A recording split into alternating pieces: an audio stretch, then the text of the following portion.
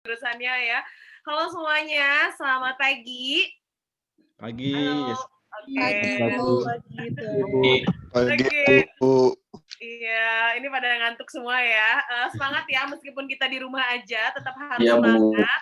Tetap harus semangat karena gimana pun juga ini hanya batasan aja sebenarnya teman-teman. Kita hanya beda ruang aja. Tapi sebenarnya bagaimana caranya kita bisa upgrade skill kita dengan kondisi daring seperti ini. Oke, sebelum kita mulai kita kenalan dulu kali ya. Saya buka, boleh saya di-approve untuk share screen nggak? Iya, sebentar.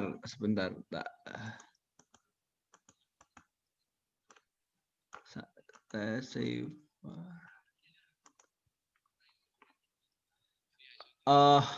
Claim as host bisa nggak ya Teh ya? Coba. Saya harus manggil orang FT ini, adminnya. Orang Kayaknya FT. saya bisa deh, sebentar ya. Bisa. Oh, sudah Ini ya? muncul nggak ya? Oh, sudah muncul. Muncul. Oke, Ya. sip ya. Oke, semuanya, saya manggilnya teman-teman aja lah biar kayak seumur ya. Oke, hari ini kita akan bahas mengenai personal branding meet multiple intelligence. Nah, ini menarik banget ya. Kenapa sih kita harus bahas personal branding? Tadi kalau misalnya Pak Edinya bilang, kita tuh akan membahas, orang engineer tuh membahas berbagai macam aspek ya, tentang kebencanaan dan lain sebagainya, termasuk nanti ketika teman-teman lulus kuliah. Nah, menarik banget nih. Ketika lulus kuliah tuh pengennya nge-branding diri tuh sebagai apa sih? Pengen jadi apa sih? Pengen kerja di perusahaan apa sih? Memperkenalkan diri kita sebagai apa sih nanti ke perusahaan? Nah, untuk mengetahui tentang si personal branding ini, kita akan menggabungkan dengan berbagai macam kecerdasan yang teman-teman miliki. Nah, ini cukup menarik ya.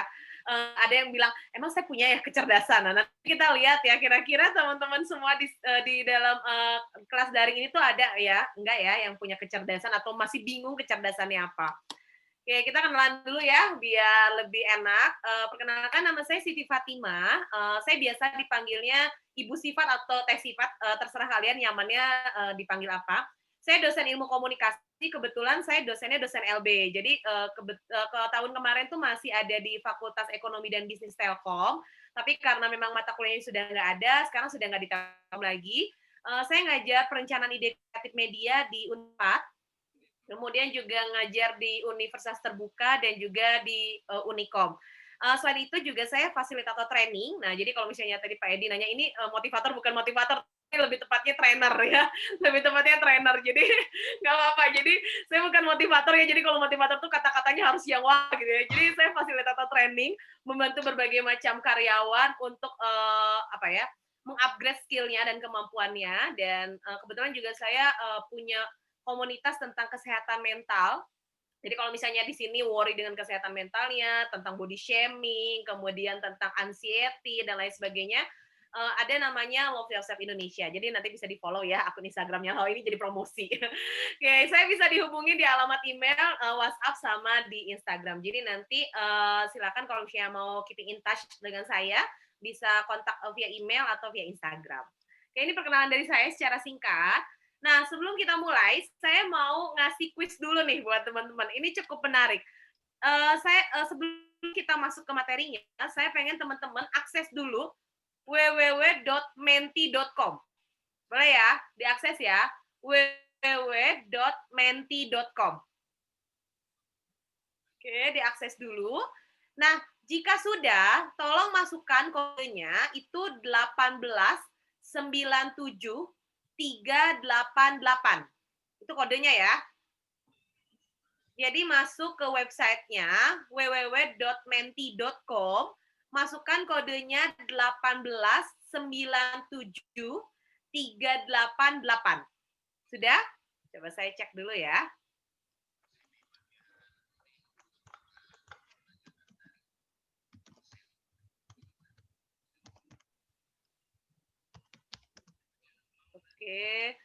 Oke, di sini ada pertanyaan pertama. Ada yang sudah bisa jawab? Udah ada pertanyaannya, udah muncul belum? Ini. Menurut kalian apa sih personal branding itu? Silakan dimasukin jawabannya menurut versi kalian ya. Pak Edi juga bisa jawab ya, kira-kira personal branding itu apa sih? Biar tahu nih apa sih personal branding itu. Yuk, Saya ini belum nemu nih jawabannya. Saya tunggu. meti.com ya tadi ya? Ya, menti.com. Oh, Masukkan Menti. kodenya 1897388. Oke, memberikan merek sendiri dari kita. Oke, memamerkan ke publik. Menarik ya, memamerkan ke publik. Bagaimana cara kita menjual diri? 19, Kemudian nilai diri sendiri, kualitas untuk mencapai suatu kesuksesan. Memperkenalkan diri dengan menonjolkan. Oke, menarik ya. Citra yang dibangun. Membangun image seseorang. Value diri sendiri. Oke. Menarik nih, ada 19 orang yang jawab mempromosikan diri kita. Benar. Terus menunjukkan keunggulan kita. Mempromosikan diri kita, memunculkan kelebihan diri, kemudian mempromosikan diri banyaknya ya, memperkenalkan keunggulan diri, brand diri sendiri, oh banyak banget nih, keunggulan pribadi dan lain sebagainya. Oke, sudah ada sekitar 44 orang nih yang menjawab, cukup menjawab. Next. Oke, kamu ingin dikenal sebagai apa? Silakan dijawab. Pengen dikenal sebagai apa sih? Ayo. Manusia biasa, oke. Pengen dikenal sebagai manusia biasa. Diri saya sendiri. Musik production, produser. Orang yang baik, tidak menyusahkan. Rendah hati, orang baik. Oke, manfaat. Sebagai presiden, luar biasa. Sebagai makhluk hidup. Sebagai leader, manusia kuat, engineer, pinter, cantik, pinter dan cantik banget, nggak cantik aja. Oke, ini ada mahasiswanya pengen cantik banget gitu ya. Baik hati, tidak sombong, insan yang bermanfaat, saya.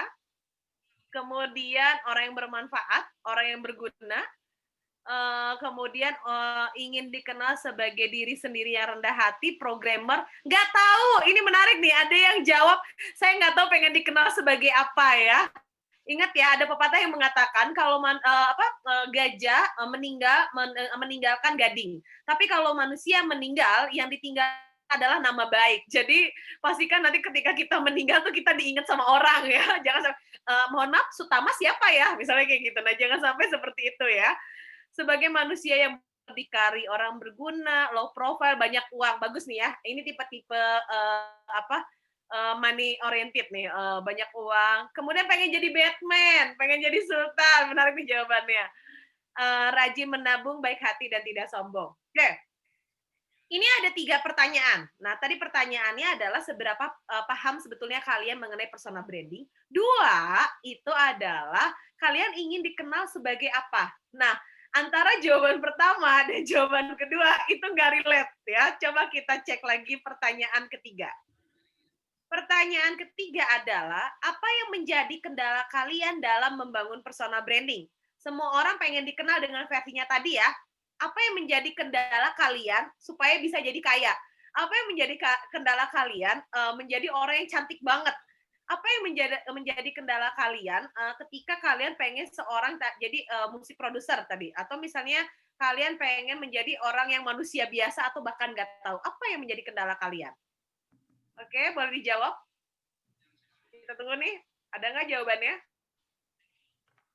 Apa yang menjadi kendala? Aku memiliki kekurangan juga karena nggak sempurna baik. Manusia itu nggak ada yang sempurna, benar. Oke. Next. Oke, kita lihat ya. Lingkungan yang tidak mendukung. Oke. Support system itu penting. Setuju.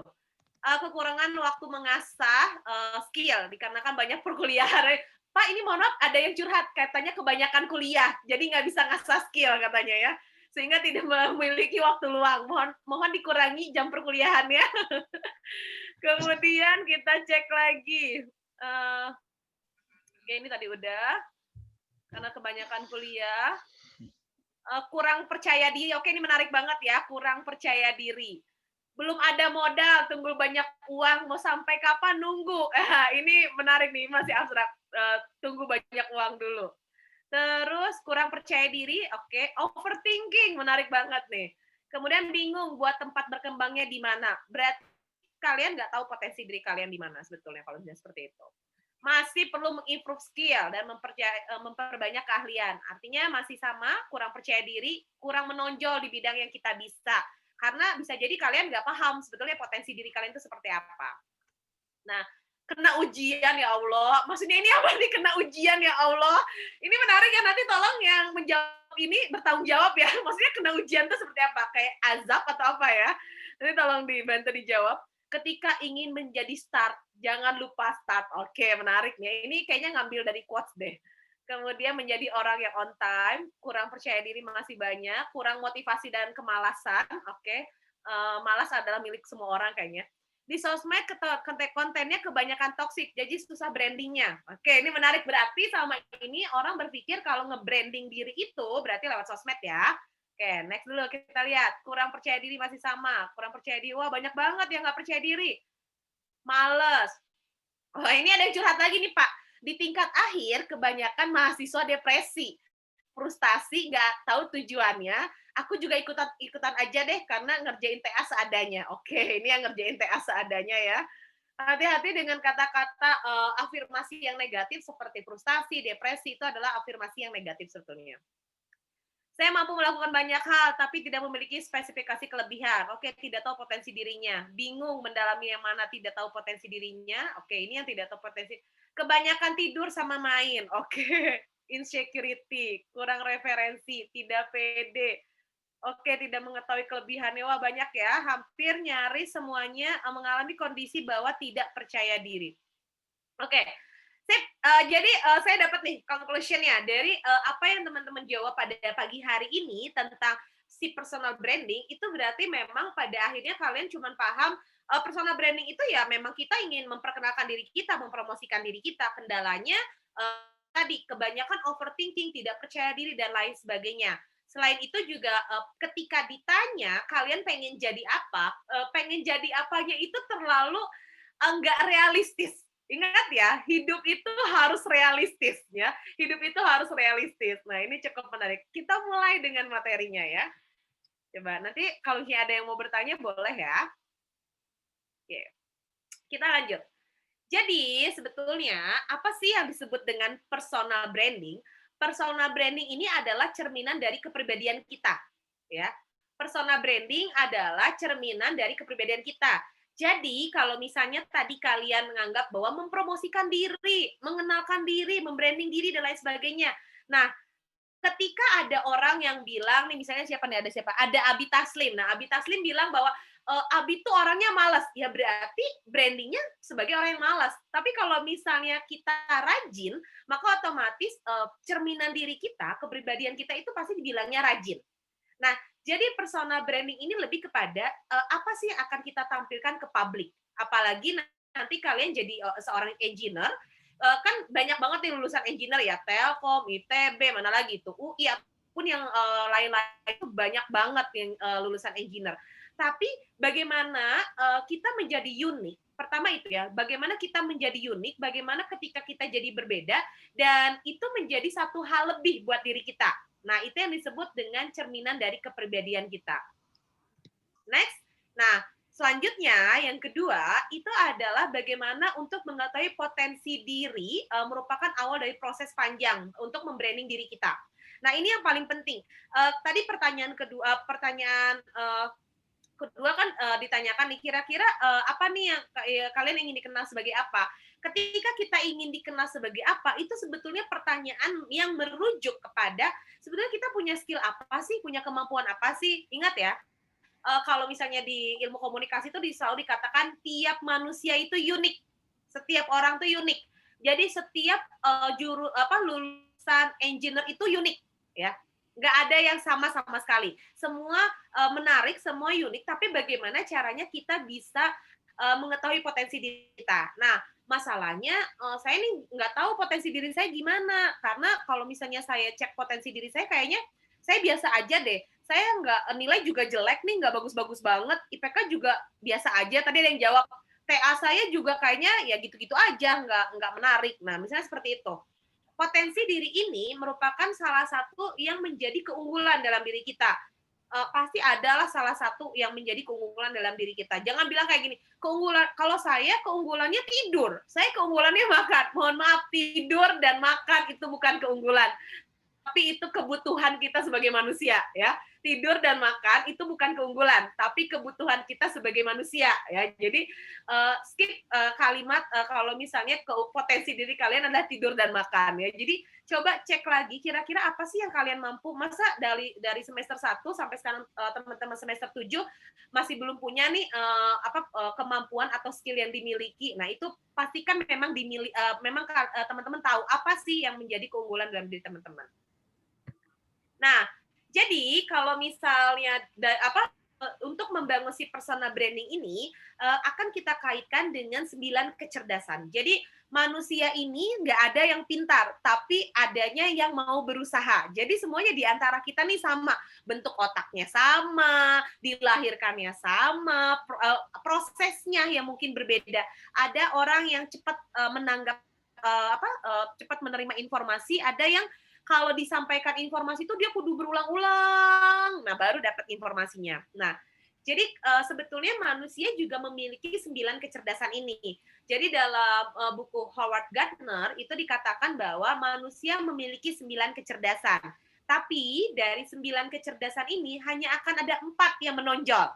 Nah, jadi nanti 4 yang menonjol ini itu bisa jadi alat atau tools buat teman-teman dapat brandingnya. Nah, gimana nih sih buat saya dapat brandingnya? Caranya adalah nanti kita cek satu-satu, teman-teman tulis ya. Teman-teman tulis mana nih yang menjadi kecerdasan saya. Ketika nanti sudah dapat kecerdasannya seperti apa, maka otomatis nanti kita akan dapat apa yang bisa di-branding dalam diri kita. Ya, apa yang bisa kita branding dari diri kita. Jadi nanti silakan dibantu dicatat ya. Nanti di akhir sesi tanya jawab yang mau open mic boleh banget, oke? Kita mulai dari yang pertama. Nah, yang pertama, Gardner mengatakan bahwa manusia itu memiliki kecerdasan verbal linguistik. Nah, apa sih yang dimaksud dengan kecerdasan verbal linguistik? Kecerdasan verbal linguistik ini adalah orang yang memiliki kecerdasan, dia tuh mahir bercerita, mahir membaca di sini tuh dia seneng banget baca dan dia tuh tulisannya bagus. Jadi kalau misalnya ada teman-teman kalian punya teman terus temannya tuh seneng banget nulis tentang kehidupan, kemudian seolah-olah dia seperti motivator dan lain sebagainya, bisa jadi dia memang memiliki kecerdasan verbal linguistik. Nah, rata-rata orang-orang yang ada di kecerdasan linguistik ini, verbal linguistik ini biasanya dia akan jadi penulis. Ya, penulis, kemudian juga dia misalnya suka baca puisi dan lain sebagainya. Itu yang disebut dengan kecerdasan verbal linguistik. Nah, yang kedua, itu ada yang disebut dengan kecerdasan logis matematis. Nah, logis matematis ini sebetulnya lebih kepada bagaimana cara kita mampu memahami pola pikir seseorang. Jadi ketika misalnya di kelas nih kalian ketemu sama temennya, terus temennya tuh selalu mikirnya, kamu kenapa sih? Enggak nih, saya lagi mikir ya, kira-kira kenapa ya dia cemberut? Kenapa ya dia marah? Nah, ketika kita memikirkan kondisi emosi seseorang, maka itu disebut sebagai kecerdasan logis matematis. Jadi orang logis matematis itu berpikirnya itu nggak bisa berdasarkan tahayul, ramalan-ramalan, tapi dia benar-benar harus sesuai dengan apa yang masuk akal. Nah, kemudian karena nalarnya juga sangat sangat logis, sehingga dia juga bisa menentukan apa yang dimaksud oleh lawan bicaranya.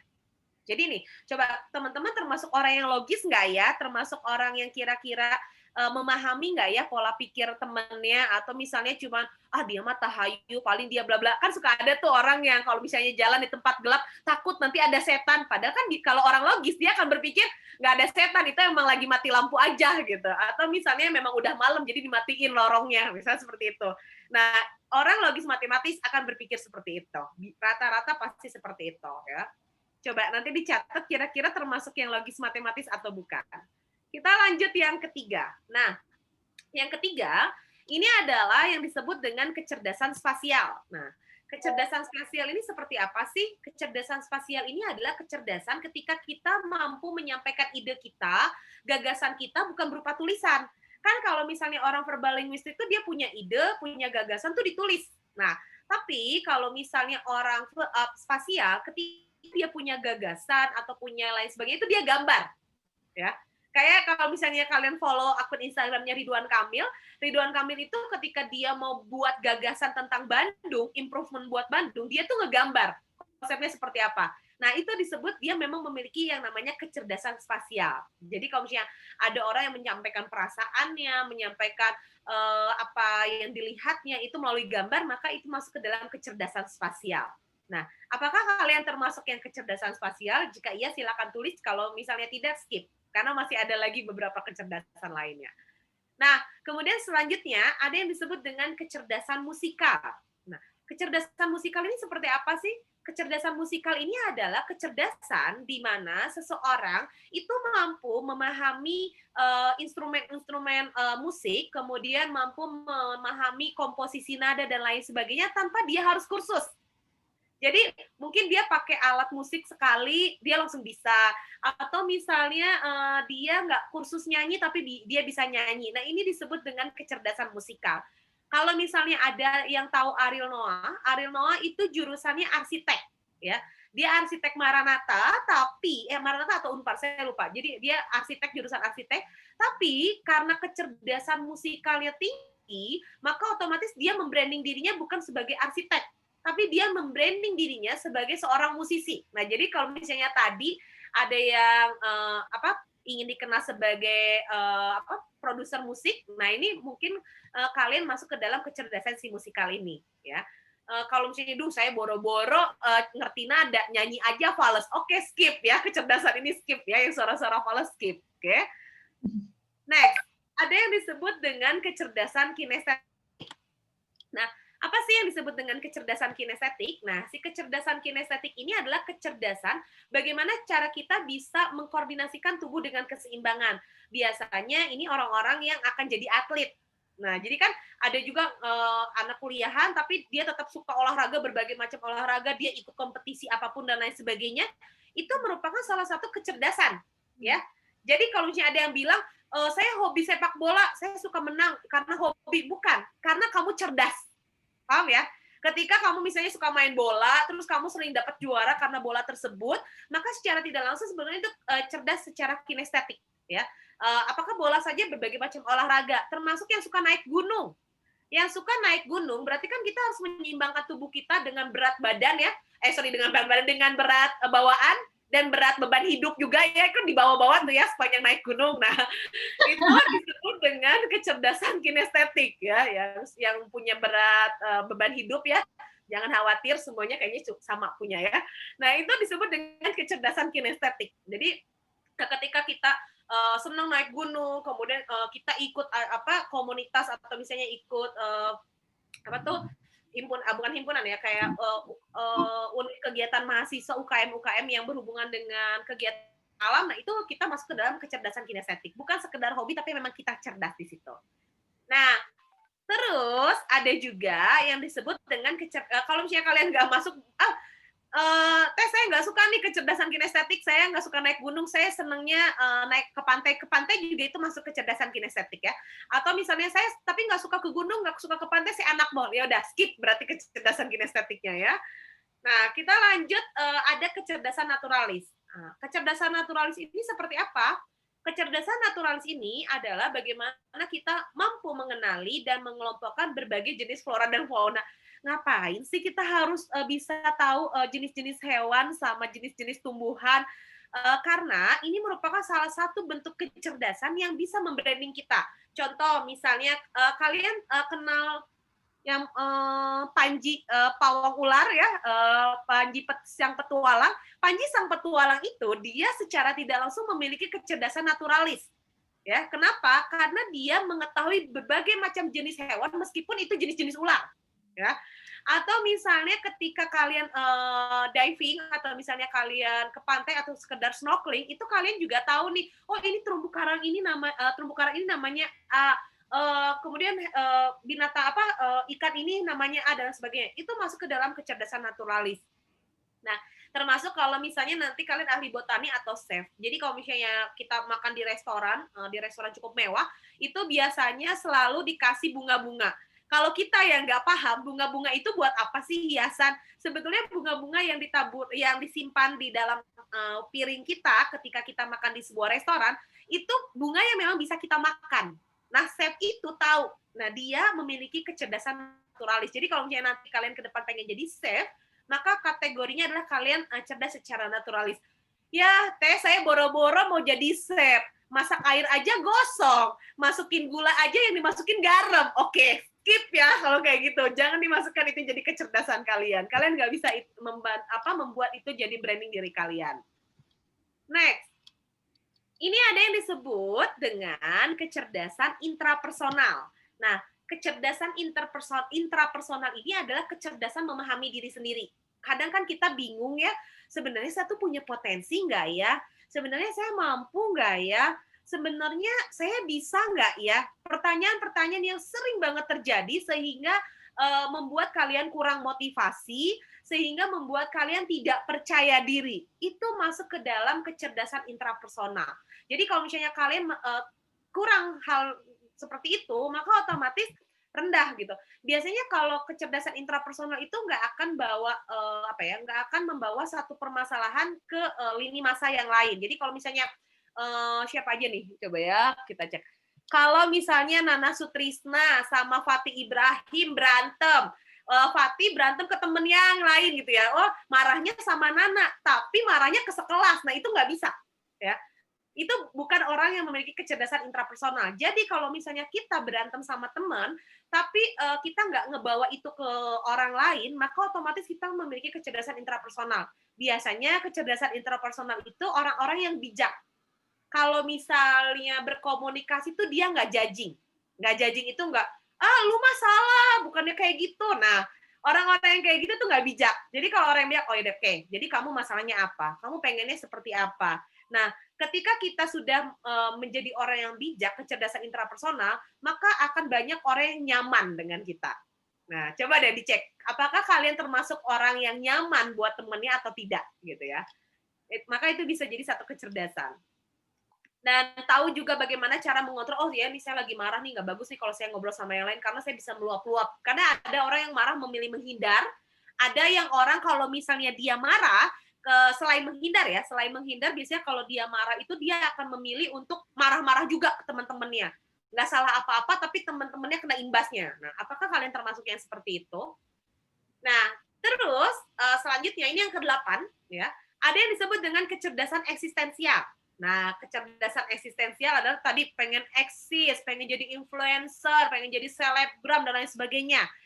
Kecerdasan eksistensial ini adalah lebih merujuk kepada orang-orang yang punya antusias yang tinggi atau orang-orang yang memiliki rasa keingintahuan yang besar. Atau kata anak zaman sekarang tuh keponya tingkat dewa. Dia adalah departemen percenahan bagi seluruh teman-temannya. Jadi kata siapa? Cenah kata dia, cenah kata dia. Jadi dia merupakan departemen percenahan lah ya. Jadi dia merupakan sumber segala informasi ya. Nah, kecerdasan eksistensial ini dia lebih selalu bertanya, kenapa ya kita tuh hidup? Kenapa ya pemerintah tuh kayaknya ribet banget? Kenapa ya? Kayaknya buat lulus di Telkom ini susah banget. Nah, misalnya kayak gitu ya. Selalu mempertanyakan berbagai macam aspek, selalu mempertanyakan hal-hal di sekitar, sehingga dia merasa dia harus eksis atau dia harus tampil ke depan publik. Nah, ini yang disebut dengan kecerdasan eksistensial. Apakah kalian, atau bisa nggak sih Bu, kalau misalnya saya orang yang kritis. Orang yang kritis itu biasanya bukan hanya bertanya aja, tapi dia akan mencari jawaban. Tapi ini tuh cuma sekedar nanya. Ya. Nanya, iya kayak gimana ya, tapi dia nggak berusaha nyari jawaban. Nah, biasanya orang-orang eksistensial ini berhubungan juga dengan spiritualitas seseorang. Kayak gitu. Spiritualitas ini bukan berbicara dengan konsep ketuhanan aja ya, tapi dengan alam dan sekitarnya. Nah, next ya. Ini yang terakhir. Yang terakhir itu adalah kecerdasan interpersonal. Nah, kecerdasan interpersonal ini adalah bagaimana ketika kita mampu berinteraksi dan berhubungan dengan orang. Jadi kalau misalnya kerja tim enak, kemudian dia empati sama orang, simpati sama orang. Jadi kalau misalnya Dedi Hendra nih, lagi jatuh, kepleset, jadi bukan di atau diketawain, bukan, tapi benar-benar dibantuin. Misalnya sama Muhammad Alfian nih dibantuin babynya supaya nggak jatuh lagi dan sebagainya. Itu yang disebut dengan bagaimana caranya kita punya rasa empati. Dan dia juga bisa meminimalisir konflik dan mampu mengeluarkan pendapat sehingga pada akhirnya si kecerdasan interpersonal ini tuh membuat seseorang enak untuk diajak curhat, enak untuk diajak cerita, enak untuk diajak sharing dan lain sebagainya sehingga temannya banyak. Nah, kalau kecerdasan interpersonal ini biasanya bisa jadi apa sih? Bisa jadi trainer kayak saya, bisa jadi motivator, bisa jadi dosen dan lain sebagainya. Yang akan lebih banyak interaksi dengan orang, biasanya seperti itu. Nah, tadi sudah ada 9 kecerdasan. Coba pilih 4 yang itu menurut kalian saya banget gitu ya. Wah, ini mah saya banget. Nah, silakan pilih dari keempat tadi ya. Sebelum nanti kita tanya jawab, saya lanjut dulu ya. Oke, terus ada yang di request juga nih dari dari Pak Edinya katanya boleh nggak di-combine nih misalnya Ikigai juga boleh, personal branding juga boleh. Jadi saya combine keduanya. Nah, ketika teman-teman mau membangun yang namanya personal branding, hati-hati ya. Ada yang masih ingat ini nggak Norman Kamaru yang polisi yang dia tuh nyanyi lagu Caya-Caya, inget ya? Ingat. Viral di mana-mana. Ingat. Ingat ada penggemar nih, penggemarnya ya. Oke. Jamur. Jadi ada Nah, jadi si Norman Kamaru ini kan dia tuh brandingnya sebetulnya seorang polisi. Tapi karena dia tidak bisa mengasah si personal brandingnya dengan baik, maka secara tidak langsung dia memilih menjadi artis dan dia tidak tahu positioning dia di dunia keartisan sebagai apa. Nah, sekarang yang jadi pertanyaan, apakah Norman Kamaru tetap jadi artis atau Norman Kamaru sekarang udah nggak ada jadi penjual nasi Padang? Sekarang Norman Kamaru buka warung, bukan polisi, bukan artis, ya. Nah, itu bahayanya ketika kita tidak tahu apa yang menjadi potensi dari kita. 9 kecerdasan tadi itu adalah untuk mengetahui potensi diri kalian supaya nanti kalian bisa membranding diri kalian itu maunya seperti apa. Nah, karena untuk menjaga konsistensi supaya branding kita tuh aman atau branding kita itu sustain, itu adalah kita tahu dulu passion-nya. Banyak nih orang-orang atau misalnya banyak orang awam yang nggak tahu selalu bilang kayak gini, wah enggak dong, saya mah kerja sesuai passion. Wah, ini kita tanya nih, passion tuh apa sebenarnya? Jadi Pak Edi kerjanya sesuai dengan passion-nya nggak? Takutnya ya udah yang penting jadi dosen gitu ya. Oh, sesuai ya Allah. Sesuai, oke. Karena selalu banyak yang personal. Oke, karena selalu banyak yang bilang seperti ini. Ya udahlah, ngapain S2 kalau S2 tuh pasti jadi dosen. Enggak, pilihannya bukan seperti itu. Jadi pastikan bahwa kita tahu dulu nih passion kita tuh seperti apa. Karena si passion ini sebetulnya kita suka dan kita mampu. Jadi kalau misalnya teman-teman, karena saya suka berbicara dengan orang, dan saya mampu karena saya punya ilmunya, maka itu disebut dengan passion. Suka dan mampu, itu disebut dengan passion. Tapi belum tentu menghasilkan nominal uang, belum tentu juga bermanfaat buat orang. Hanya sekedar suka dan mampu, itu passion. Ya. Nah, terus kalau misalnya kita suka, saya nih suka ngomong, dan banyak nih orang yang butuh tentang kemampuan saya berbicara. Nah, itu disebut dengan mission. Tapi balik lagi, mission ini belum tentu bermanfaat buat orang, belum tentu juga menghasilkan pundi-pundi rupiah buat kita. Ya. Jadi karena kita mampu, kita suka, orang lain butuh, dan kita juga mampu, itu mission. Ya. Kenapa ini perlu kalian tahu? Karena supaya nanti tuh brandingnya lurus, sejalan, sehingga apa yang bisa kita lakukan dalam hidup kita itu konsepnya bahagia. Gitu. Karena yang menentukan bahagia itu bukan orang lain, yang menentukan bahagia itu kita. Nah, masalahnya gimana ya supaya tahu jalan bahagia kita? Nah, ada yang bilang kayak ini, Bu, saya tahu jalan bahagia saya ketika saya balikan lagi sama dia. Yaudah ya, jangan ngomongin masalah dengan lawan jenisnya dulu, tapi kita berbicara tentang diri kita dulu sendiri. Nah, terus baru yang ketiga, itu ada yang misalnya gini, kita paham ketika kita melakukannya, kita dibayar, digaji. Jadi kayak saya jadi trainer, kemudian saya suka, saya mampu, saya dapat gaji. Nah, itu disebut dengan profession. Kayak tadi Pak Edi, misalnya Pak Edi nih paham tentang ilmu yang ada di jurusannya. Kemudian dia menjadikan satu profesi dilakukan sekaligus dan dapat bayaran setiap bulannya. Itu disebut dengan profession. Ya.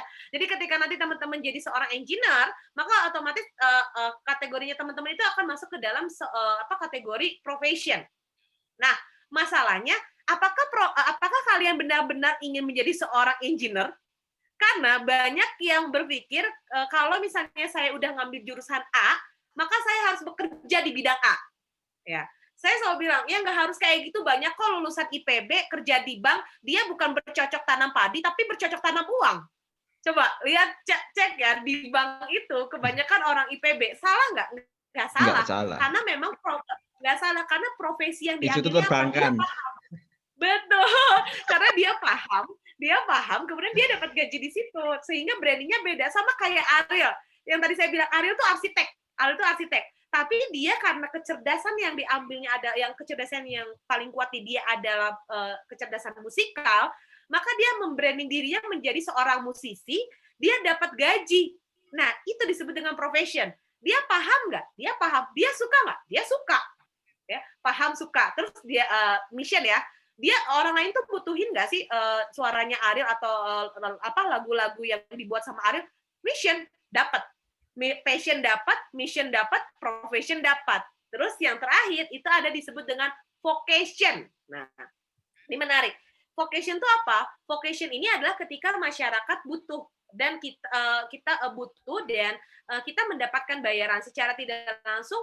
Untuk mendapatkan bayaran itu seperti apa? Jadi apakah kita benar-benar dibutuhkan masyarakat nggak? Kayak sekarang nih hiburan, misalnya kayak musik dan lain sebagainya dibutuhin. Untuk apa?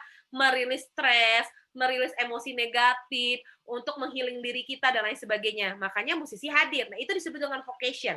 Ketika seseorang sudah dapat passion, sudah dapat mission, sudah dapat profession, sudah dapat vocation, maka hidupnya bisa jadi ideal atau bisa jadi hidupnya bahagia karena sudah sesuai dengan apa yang dia mau, dan dia juga sudah tahu apa yang akan di-branding dalam dirinya. Salah satunya tadi kecerdasan si musikal, kalau Ariel ya, kecerdasan musikal. Maka dia tahu personal branding-nya apa?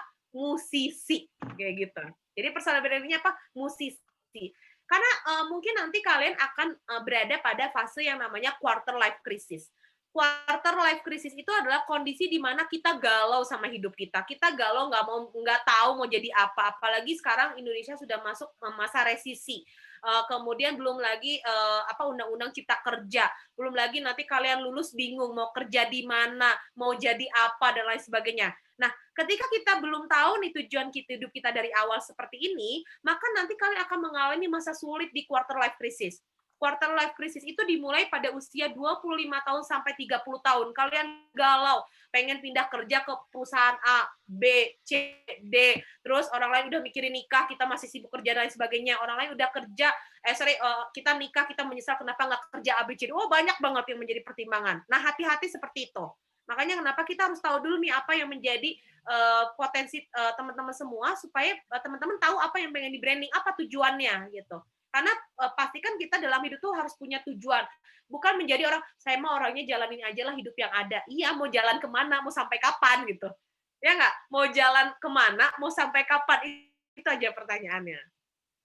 Nah, kemudian ada yang dimaksud dengan konsep diri.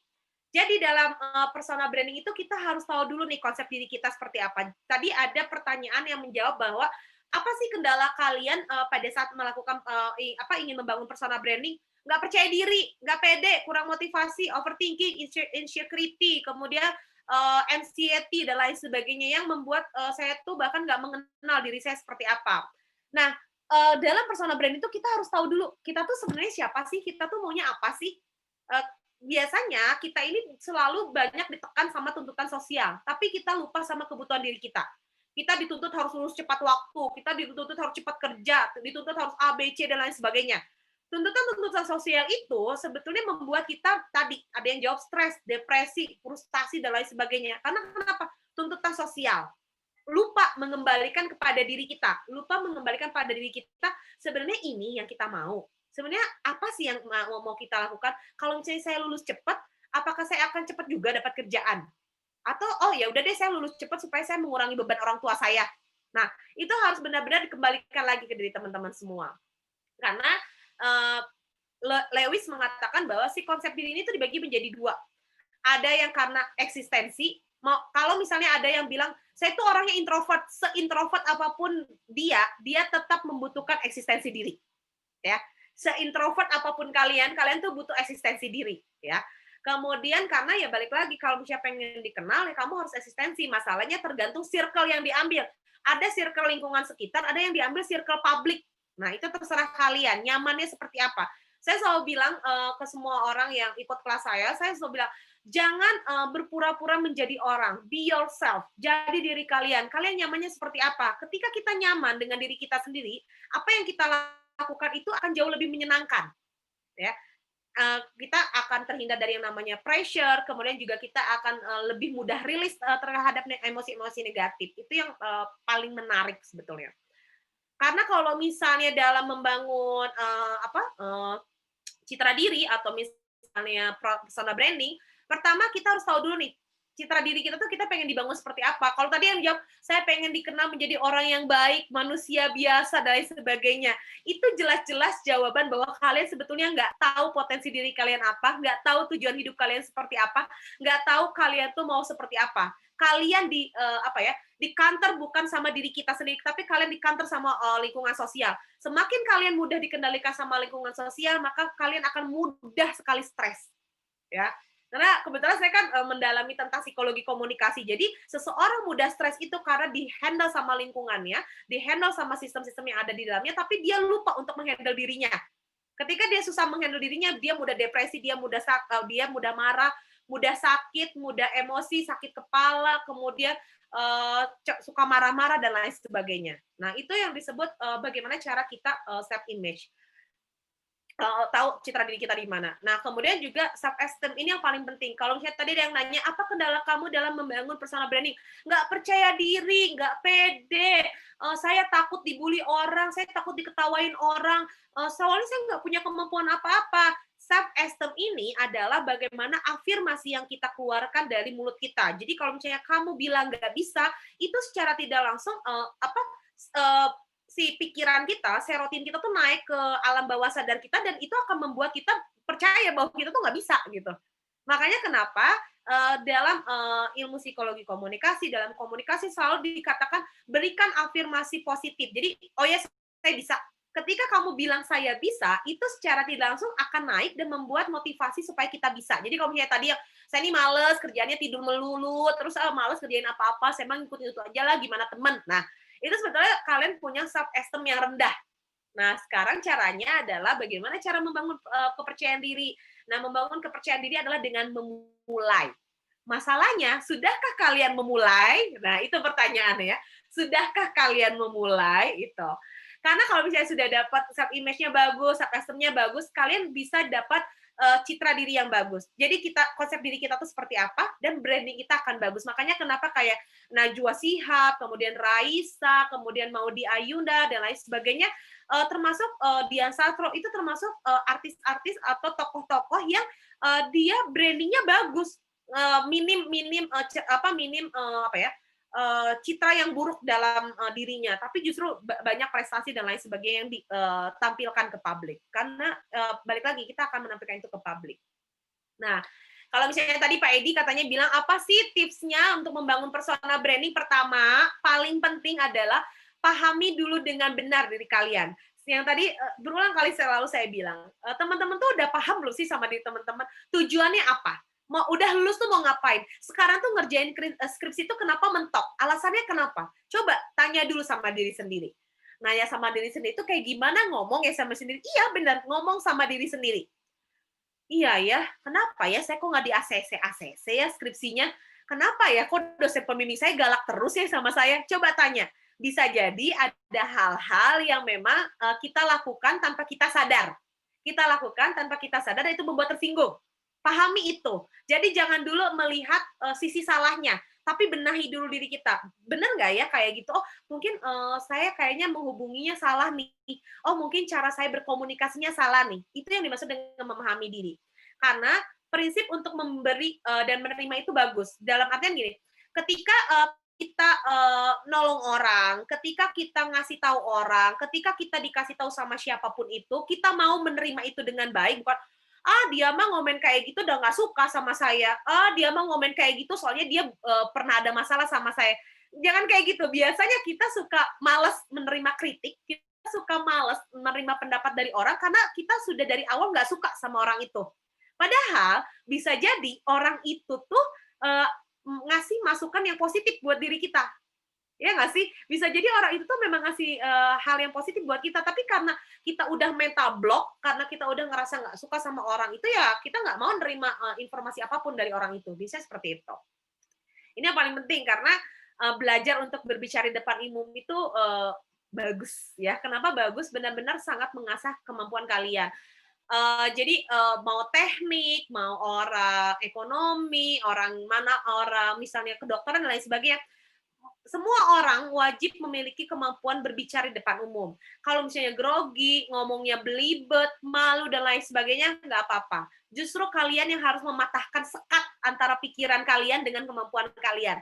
Karena selama ini, kenapa kalian malu berbicara di depan umum? Karena masih ada sekat antara apa yang kalian pikirkan sama apa yang ingin kalian lakukan. Gitu. Karena ada juga orang-orang yang harus didorong, benar-benar didorong baru dia mau. Nah, ini coba gali diri kalian untuk punya rasa keberanian itu.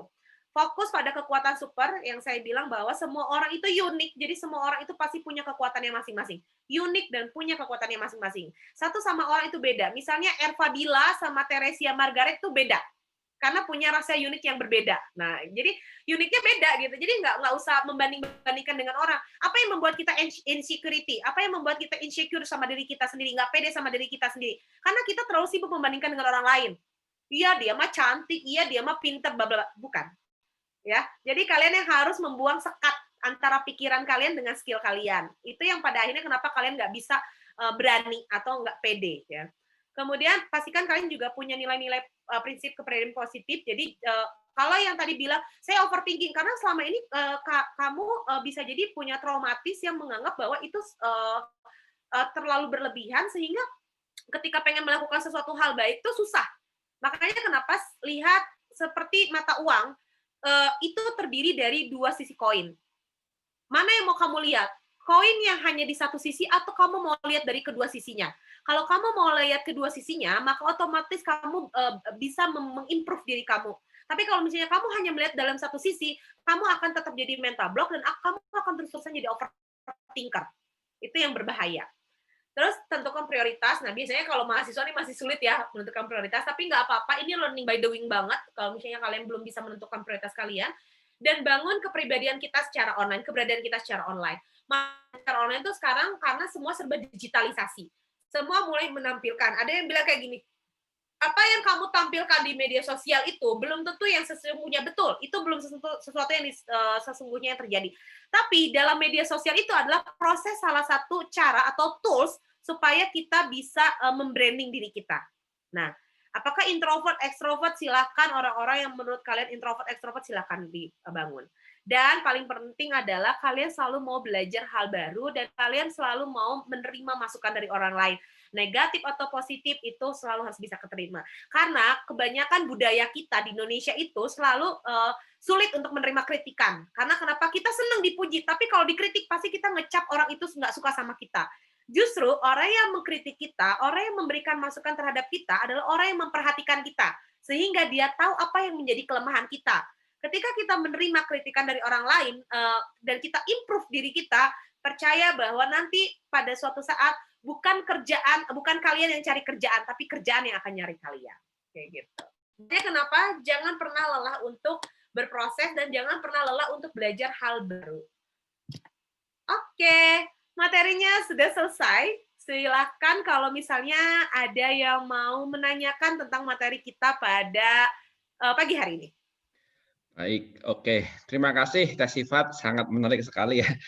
Terasa sangat segar saya mendengarkannya karena beberapa istilah yang kekinian seperti overthinking, insecure gitu ya. Circle itu kan bahasa-bahasa di media sosial yang baru ya. Orang zaman dulu nggak kenal itu bahasa-bahasa itu. Saya tertarik sekali. Oke, mungkin ini ya. Saya izin bertanya dulu Teh ya, sebelum yang lain lah. Oh, oke. Ini privilege nih ya, Kajunnya dulu yang nanya ya. Oke, Enggak. silakan privilege buat Kajunnya dulu Biar yang yang nanya. lain juga nanti ini ya tertarik. Gini, Oke. tentang kecerdasannya 9 level itu ya. Saya itu punya pengalaman Teh. Ada teman saya itu hampir semua aspek dia punya. Musik bisa, pinter, olahraga bisa, apa bisa. Itu kan given ya, itu ya. Terus apakah itu bagi orang yang tidak memiliki sebanyak itu, apakah bisa diasah gitu ya? Sehingga misalnya tadinya hanya dominan satu aspek kecerdasan misalnya, itu jadi bisa memiliki 2, 3 dan seterusnya. Terus itu. Kemudian untuk bisa hidup dengan misalnya ya enak, nyaman itu sebenarnya gitu ya, seberapa perlu kita memiliki banyak tingkat kecerdasan tadi, ataukah cukup satu sebenarnya asalkan kita ini ya kita sudah cukup. Terus kalau misalnya loh saya itu nggak tahu kok saya rasanya 99 kok nggak ada pada diri saya, itu apa yang harus dilakukan? Itu mungkin Teh. Terima kasih Teh Sifat. Oke, banyak nih diborong semua ya sama Kak Jun ya. Oke, saya bantu jawab lo ya Pak Edi. Jadi dalam diri manusia 9 kecerdasan ini ada semua, ya. 9 kecerdasan ini ada semua. Tadi Pak Edi mengatakan bahwa saya punya temen nih 9 kecerdasan itu punya semua, perfect deh, kayaknya orangnya perfect banget. Mari kita urut ya, mari kita urut. Dari 9 kecerdasan ini tidak semuanya benar-benar sangat dominan. Dari 9 yang dominan itu hanya 4 kecerdasan ini yang bisa dijadikan tools untuk membranding diri kita pengen dikenal seperti apa. Misal saya kalau saya pribadi kecerdasannya interpersonal. Kedua, intrapersonal. Kecerdasan interpersonal sehingga saya mampu mudah beradaptasi dengan orang. Intrapersonal, saya termasuk orang yang sangat mudah mengontrol emosi. Jadi kalau misalnya saya marah sama satu orang, saya nggak akan ngerembet ke yang lain. Atau misalnya saya justru akan jauh lebih bijak dalam menanggapi segala sesuatu. Makanya kenapa jadi konsultan, kenapa jadi trainer gitu ya. Nah, terus yang ketiga, saya kemampuannya adalah kecerdasan verbal linguistik. Saya suka menulis. Jadi kalau misalnya di media sosial saya itu biasanya saya membahas topik-topik tentang kehidupan, topik-topik tentang bagaimana membangun rasa kecewa dan lain sebagainya. Ketiga, kecerdasan saya adalah kecerdasan spasial karena saya suka gambar. 4 ini yang menonjol, hanya 4 ini yang menonjol. Sisanya ada nggak 5 kecerdasan lainnya? Ada 5 kecerdasan lainnya, tapi nggak menonjol. Sudah dicoba diasah berkali-kali, tapi tetap aja nggak bisa, nggak naik gitu ya. Kayak misalnya kecerdasan naturalis tetap aja udah diajarin bumbu-bumbu masak, tetap aja nggak ngerti bumbu-bumbu masaknya apa aja nama-namanya. Tepung aja karena suka ketuker gitu ya. Mana tepung tapioka, mana tepung terigu gitu ya.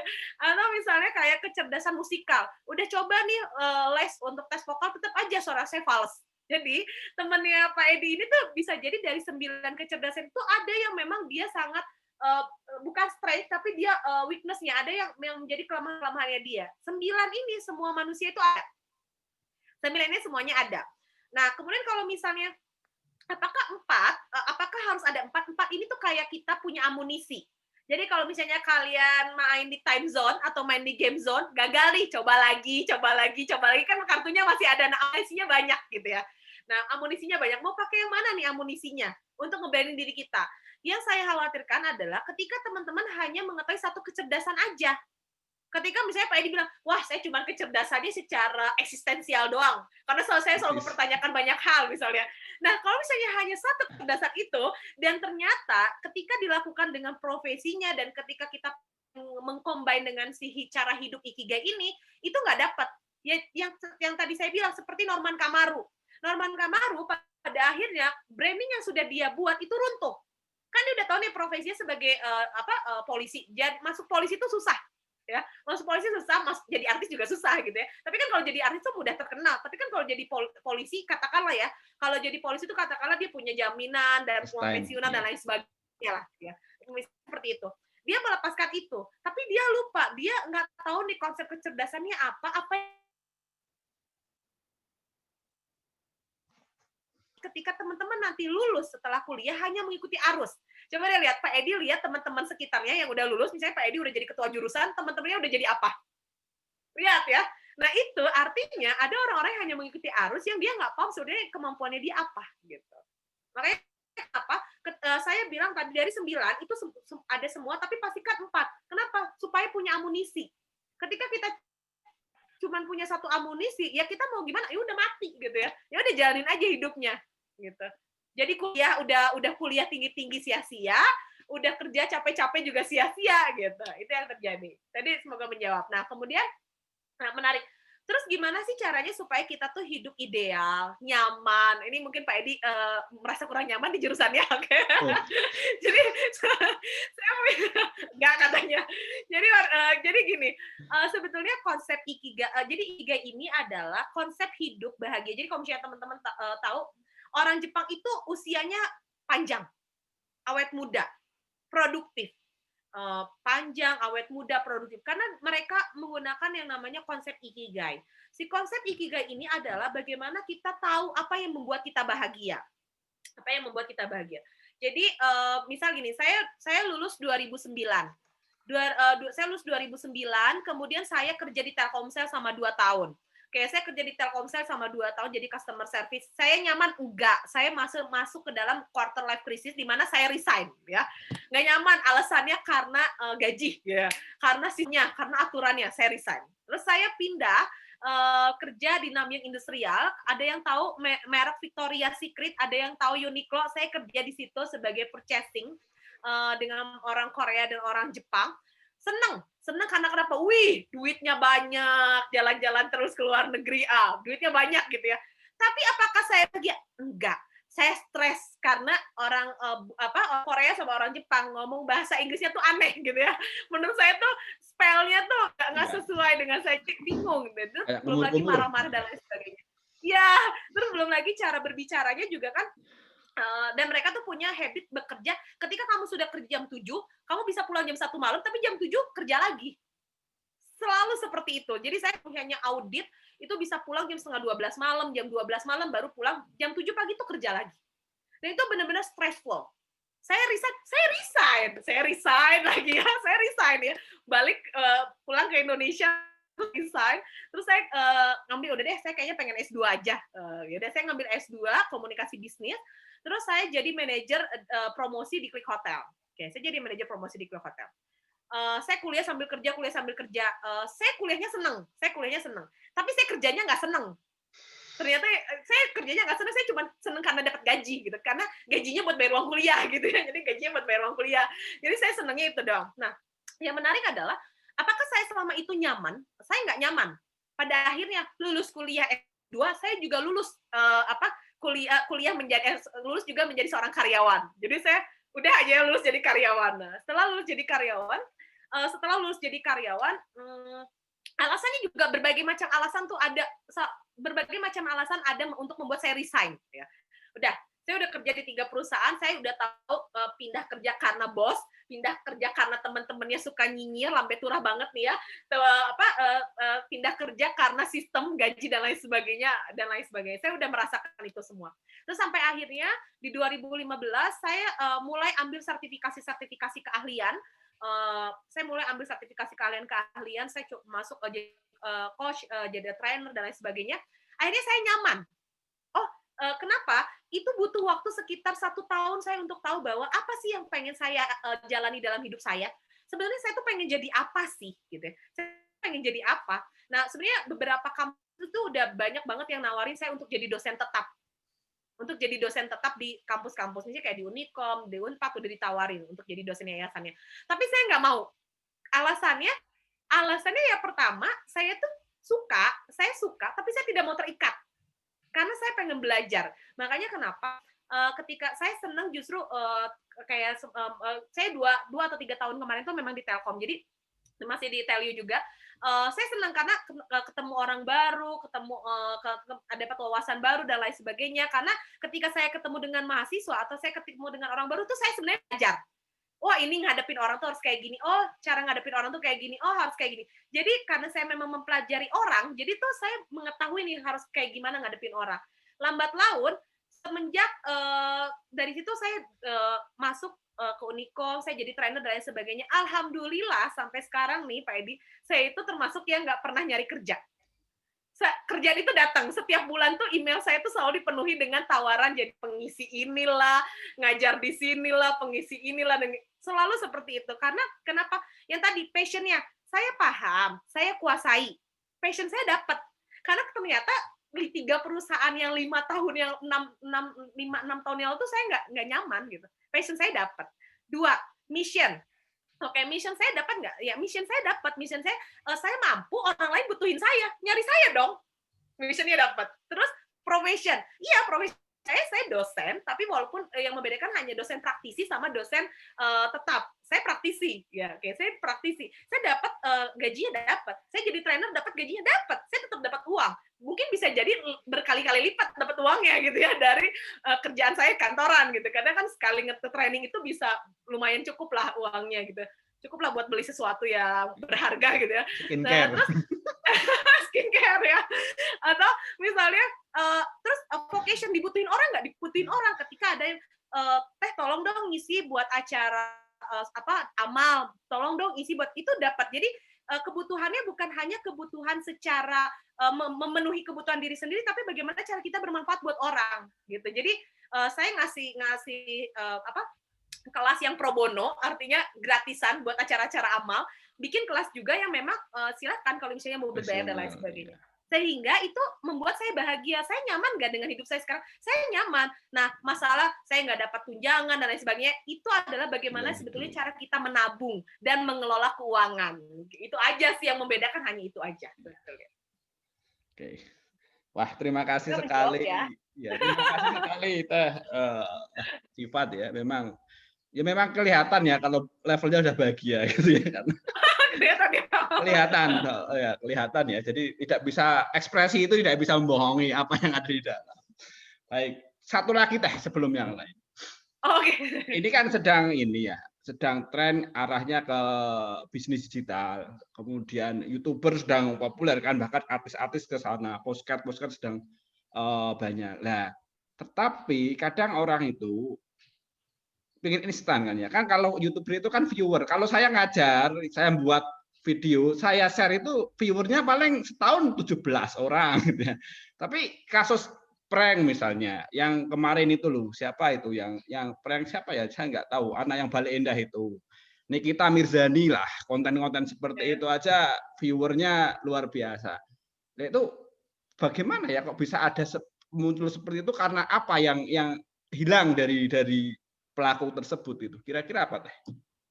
Oke, menarik ya. Betul, saat ini karena kita sudah masuk 4.0, 4.0 itu adalah semua serba digitalisasi, uang sudah serba digitalisasi, bahkan kita yang dulu tidak memungkinkan untuk menggunakan kuliah daring seperti ini tuh menjadi kuliah daring.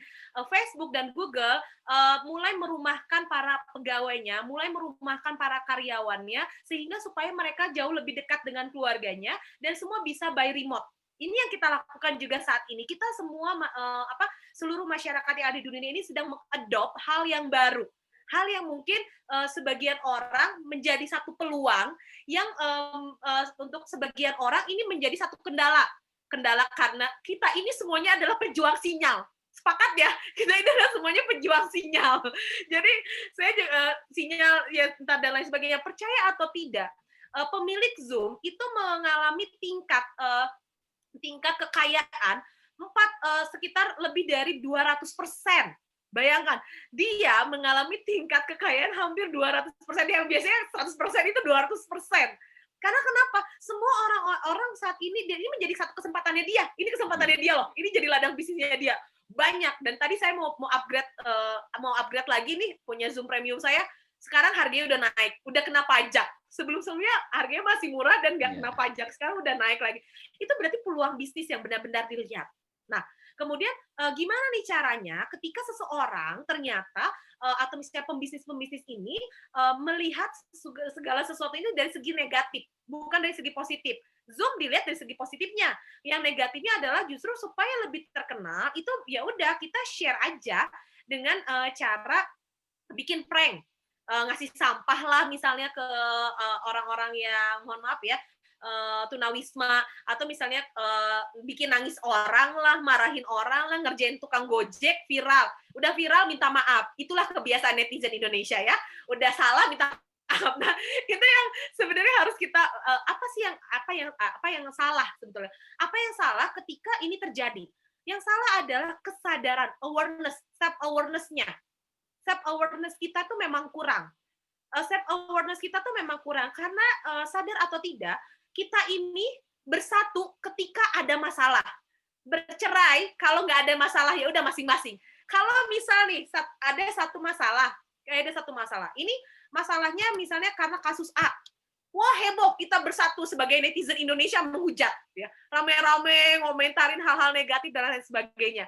Tapi ketika itu menjadi sesuatu hal yang misalnya yang positif, itu tuh bener-bener nggak ada informasi sama sekali. Contoh lah, misalnya tadi kayak Pedi, saya ini kalau udah nge-share video ya nggak paling nge-view cuma 70 orang, 100 aja nggak nyampe gitu ya. 17.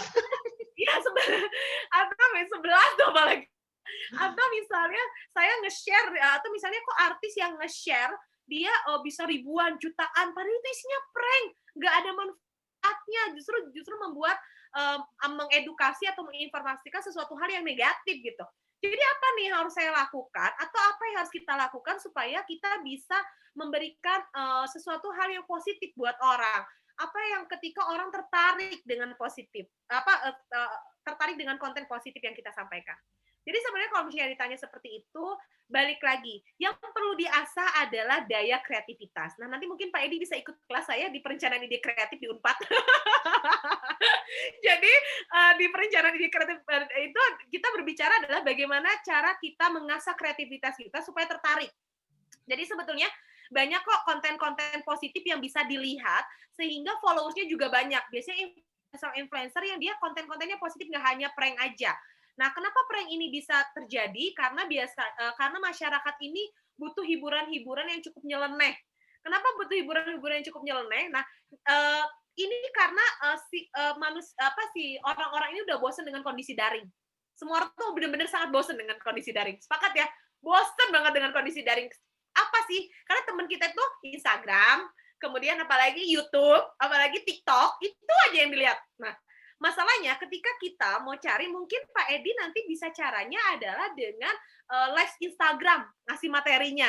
Atau jadi IGTV, bukan di YouTube, atau misalnya pakai TikTok. Jadi memang kita yang harus mengadopt, kita yang harus berbaur dengan si era digitalisasi ini. Jadi jangan sampai ketika kita hanya terpatok terhadap satu sistem aja, ya orang tuh nggak akan tertarik. Bisa jadi masanya udah bukan di situ lagi, ya. Jadi bukan di situ lagi. Nah, tuh katanya algoritma TikTok bagus. Jadi bukan di situ lagi masanya. Makanya kenapa yang prank-prank ini, yang lucu-lucu ini bisa naik gitu ya, si followersnya atau jumlah yang view-nya. Kayak gitu. Ya, terima kasih, Teh Sifat. Silakan rekan-rekan mahasiswa. Ini ada pertanyaan di chat kayaknya, Bu Teh. Di chat itu ini ada beberapa itu ada ini. Oke, hai, coba ya kita. Fahad Najed itu. Ya. Halo Fahad Nazed, mana nih Fahad? Open mic aja gimana? Biar kita ya jauh boleh, lebih silakan. Ya, open mic aja. Ya.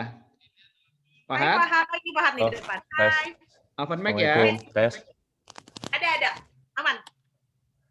Ya, terima kasih Bu Teh Sifat. Teh Sifat aja dipanggil ya. Bu. Ini masih ya, muda. Bu aja deh. Ini materinya menarik ya, karena apalagi ke anak-anak muda pasti pada nangkep ini anak-anak ini di sini.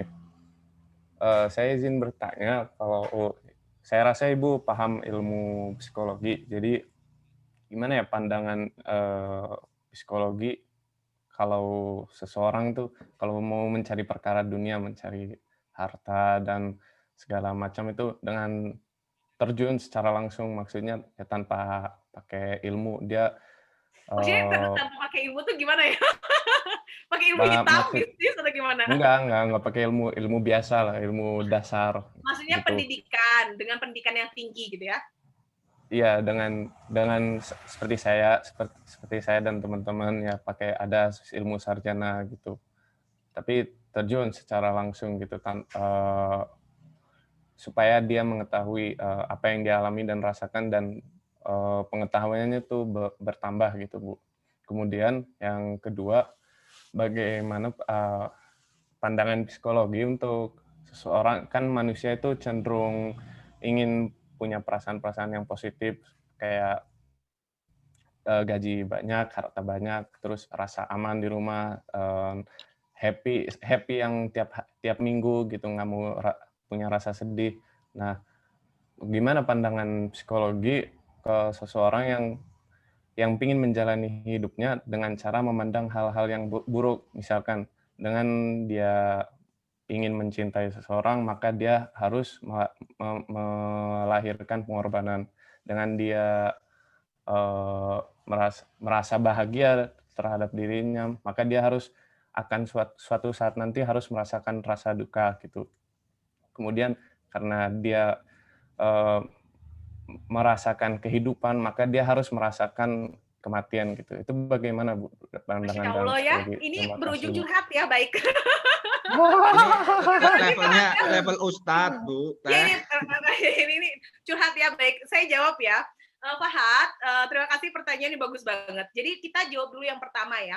Jadi kalau misalnya teman-teman di kelas ini atau di ruangan ini bertanya, apa sih yang menyebabkan kalau misalnya ada orang-orang dia tuh nggak berpendidikan tinggi, dia nggak harus meraih sarjana, magister, dokter dan lain sebagainya, tapi dia banyak duitnya, ya, dia banyak duitnya. Terus kita yang kuliah tinggi-tinggi, gajinya segini-gini aja, UMR lagi gajinya gitu ya, atau misalnya ya dapat duitnya gini-gini aja gitu. Jadi apa ya yang harus saya lakukan gitu? Apakah saya nggak harus kuliah supaya dapat kaya? Ingat, prioritas hidup kita itu yang harus diluruskan dalam mindset kita itu bukan money oriented, tapi bagaimana cara kita bisa memberikan kontribusi yang bagus buat sekitar kita. Karena balik lagi ya, kebutuhan apakah nanti nilai-nilai nominal kita ini akan berpengaruh terhadap nanti ketika meninggal? Enggak. Tapi itu akan menjadi warisan buat anak cucu kita. Sepakat ya? Ketika kita kaya, maka itu akan diwariskan oleh anak cucu kita. Tapi, apakah itu akan menjadi aman baik buat kita? Belum tentu. Makanya, ketika ada orang yang dia sukses tanpa mendapatkan atau tanpa melalui susah payah, jadi payah kayak kalian TA gitu ya, misalnya saya itu susah payah buat jadi sarjana gitu ya, kok dia bisa kaya raya gitu. Nah, balik lagi, yang membedakan kita dengan orang itu adalah pertama, daya juang. Paham ya? Yang membedakan kita adalah daya juang. Kita hanya tahu orang itu kaya dengan dia tidak menempuh pendidikan. Tapi kita nggak tahu, bisa jadi dia tuh bangun subuh, bisa jadi dia tuh harus bekerja jarang dan lain sebagainya, kelilit hutang sana sini untuk bisa jadi sukses seperti saat ini. Terus apa yang membedakan, yang mengistimewakan saya sebagai sarjana dengan orang yang di luar sana yang bisa jadi dia sukses tanpa harus menempuh gelar sarjana? Yang membedakan, saya selalu bilang sama mahasiswa saya, ketika nanti kamu akan ketemu dengan dunia nyata itu adalah dunia di luar akademisi. Pertama adalah kamu harus tahan banting bahwa melihat kondisi-kondisi di luar sana ada orang-orang yang jauh lebih hebat dari kita. Masalahnya kita mau lihat ke bawah atau mau lihat ke atas, atau kita mau jalan lurus. Lihat ke atas tuh bagus buat motivasi kita. Lihat ke bawah itu artinya kita merasa bahwa kita nyaman. Kita akan nyaman dengan diri kita terus-terusan. Karena kenapa kita melihatnya ke bawah? Tenanglah, ada dia aja belum lulus. Tenanglah, kalem, ada dia aja belum lulus. Kayak gitu, selalu kayak gitu.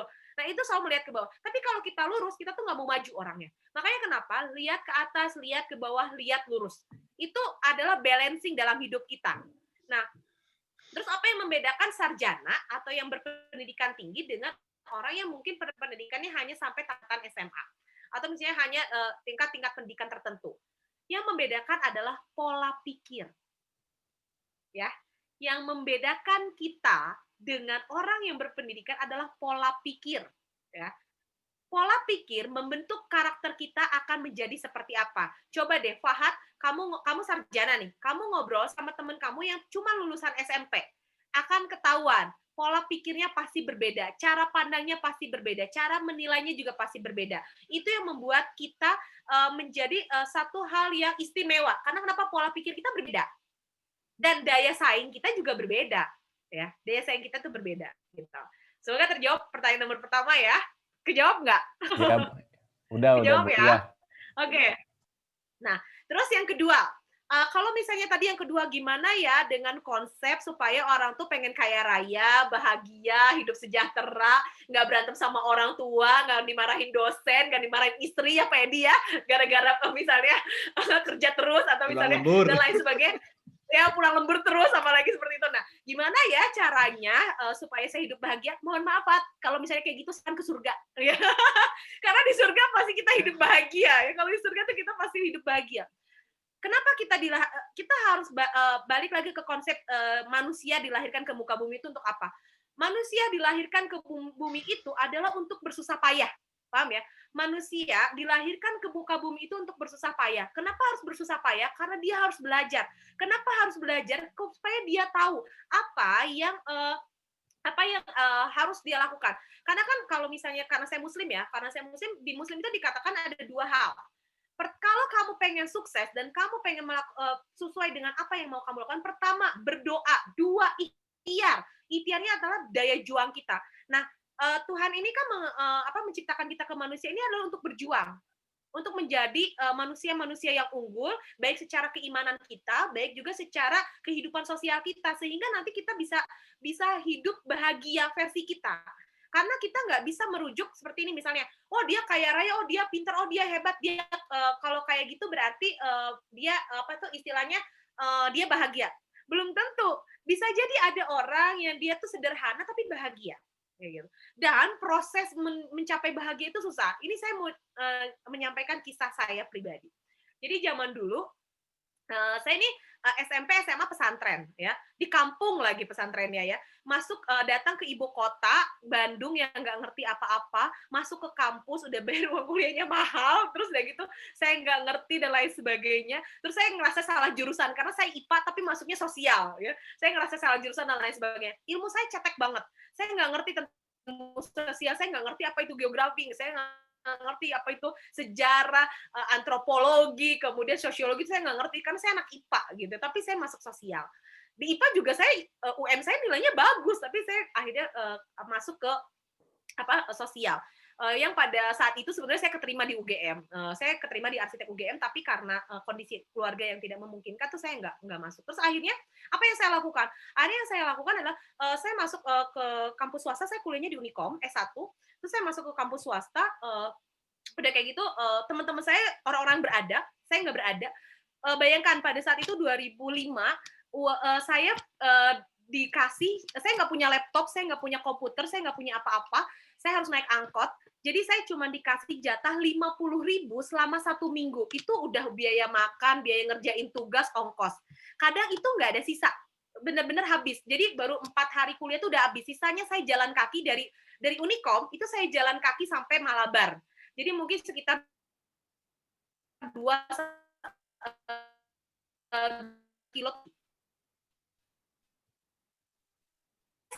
Sering melakukan itu. Saya tuh zaman dulu, saya bisa saat dulu. Terus kayak gitu, selain itu, teman-teman kayak, apa yang saya punya, kalau teman saya punya uang, saya punya apa? Saya punya otak. Oke, saya cari beasiswa, saya dapat beasiswa.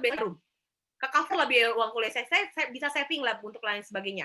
Itu yang karena kenapa daya juangnya tuh berbeda gitu. Enak lah segala punya sekarang, ini punya, ini bisa, ini lelah. Orang tuh selalu mikir saya tuh serba bisa gitu. Saya bisa mendapat semuanya, tapi mereka lupa bahwa di balik orang-orang yang sukses ada jeripayah yang orang nggak pernah tahu. Nah, ini yang harus kalian selalu tanamkan di pikiran kalian, bahwa ketika kalian melihat seseorang sukses, itu ada usaha kerja keras di balik itu semua. Seperti misalnya kayak sekarang Pak Edi jadi ketua jurusan, itu pastikan kalian harus melihat bahwa dia ini semata-mata nggak langsung jadi ketua jurusan, ada proses yang harus dialaminya untuk menjadi ketua jurusan. Proses seperti kalian saat ini mungkin satu kelas ini kayak Fahad mungkin dianggapnya manusia biasa aja dan lain sebagainya. Luar biasa. Saya mungkin kayak saya temenan sama Zaki Bukalapak. Zaki Bukalapak tuh kita teman satu komunitas. Zaki Bukalapak awal-awal tuh dia dihina juga sama dianggap, lu ngapain sih nggak kerja? Udahlah kerja di anak ITB tuh masa sih nggak kerja di kantoran, orang tuanya aja nyuruh kerja. Tapi Zaki dia pengen buka peluang usaha. Dia buka yang namanya Bukalapak. Sukses setelah berapa tahun? Setelah 5 tahun membuka itu. Ya, diapresiasi banyak orang. Kemudian Fajrin Rashid sekarang menjadi direktur Telkom. Itu teman saya juga. Jadi dia emang paling pinter, dapat IPK 4, benar-benar dia murni dari semester 1 sampai semester 4 tuh dapatnya IPK 4, teknik informatika, bareng-bareng membangun bareng-bareng membangun Bukalapak sama siapa? Sama Zaki. Apakah Fajri tidak mengalami sesuatu hal yang dialami sama banyak orang? Banyak.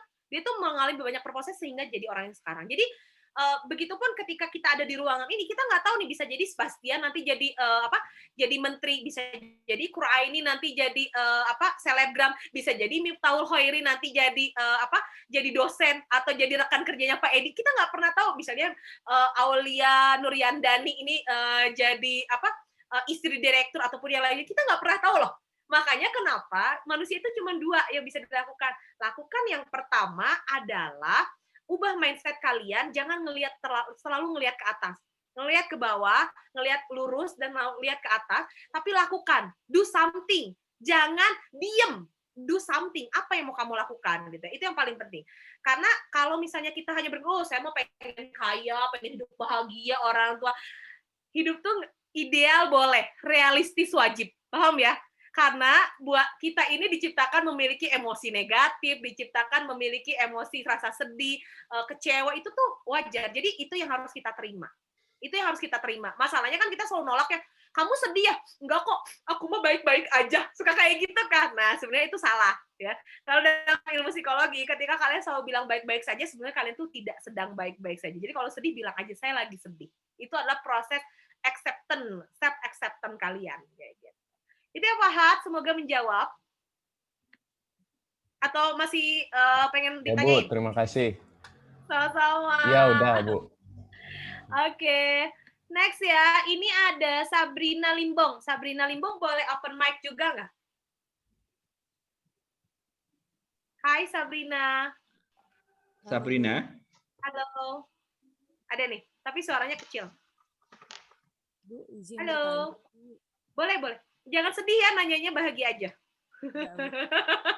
Jangan sedih, bahagia aja. Perkenalkan Bu, saya Sabrina Limbong. Izin nanya, bagaimana pandangan Ibu jika ada orang yang mengalami depresi, bahkan sampai ada bunuh diri akibat dijudge oleh orang sekeliling? Yang kedua, bagaimana cara meningkatkan kepercayaan diri pada orang yang dijudge dengan orang sekeliling dan dijauhi dari lingkungan yang ada? Misalnya ada orang yang korban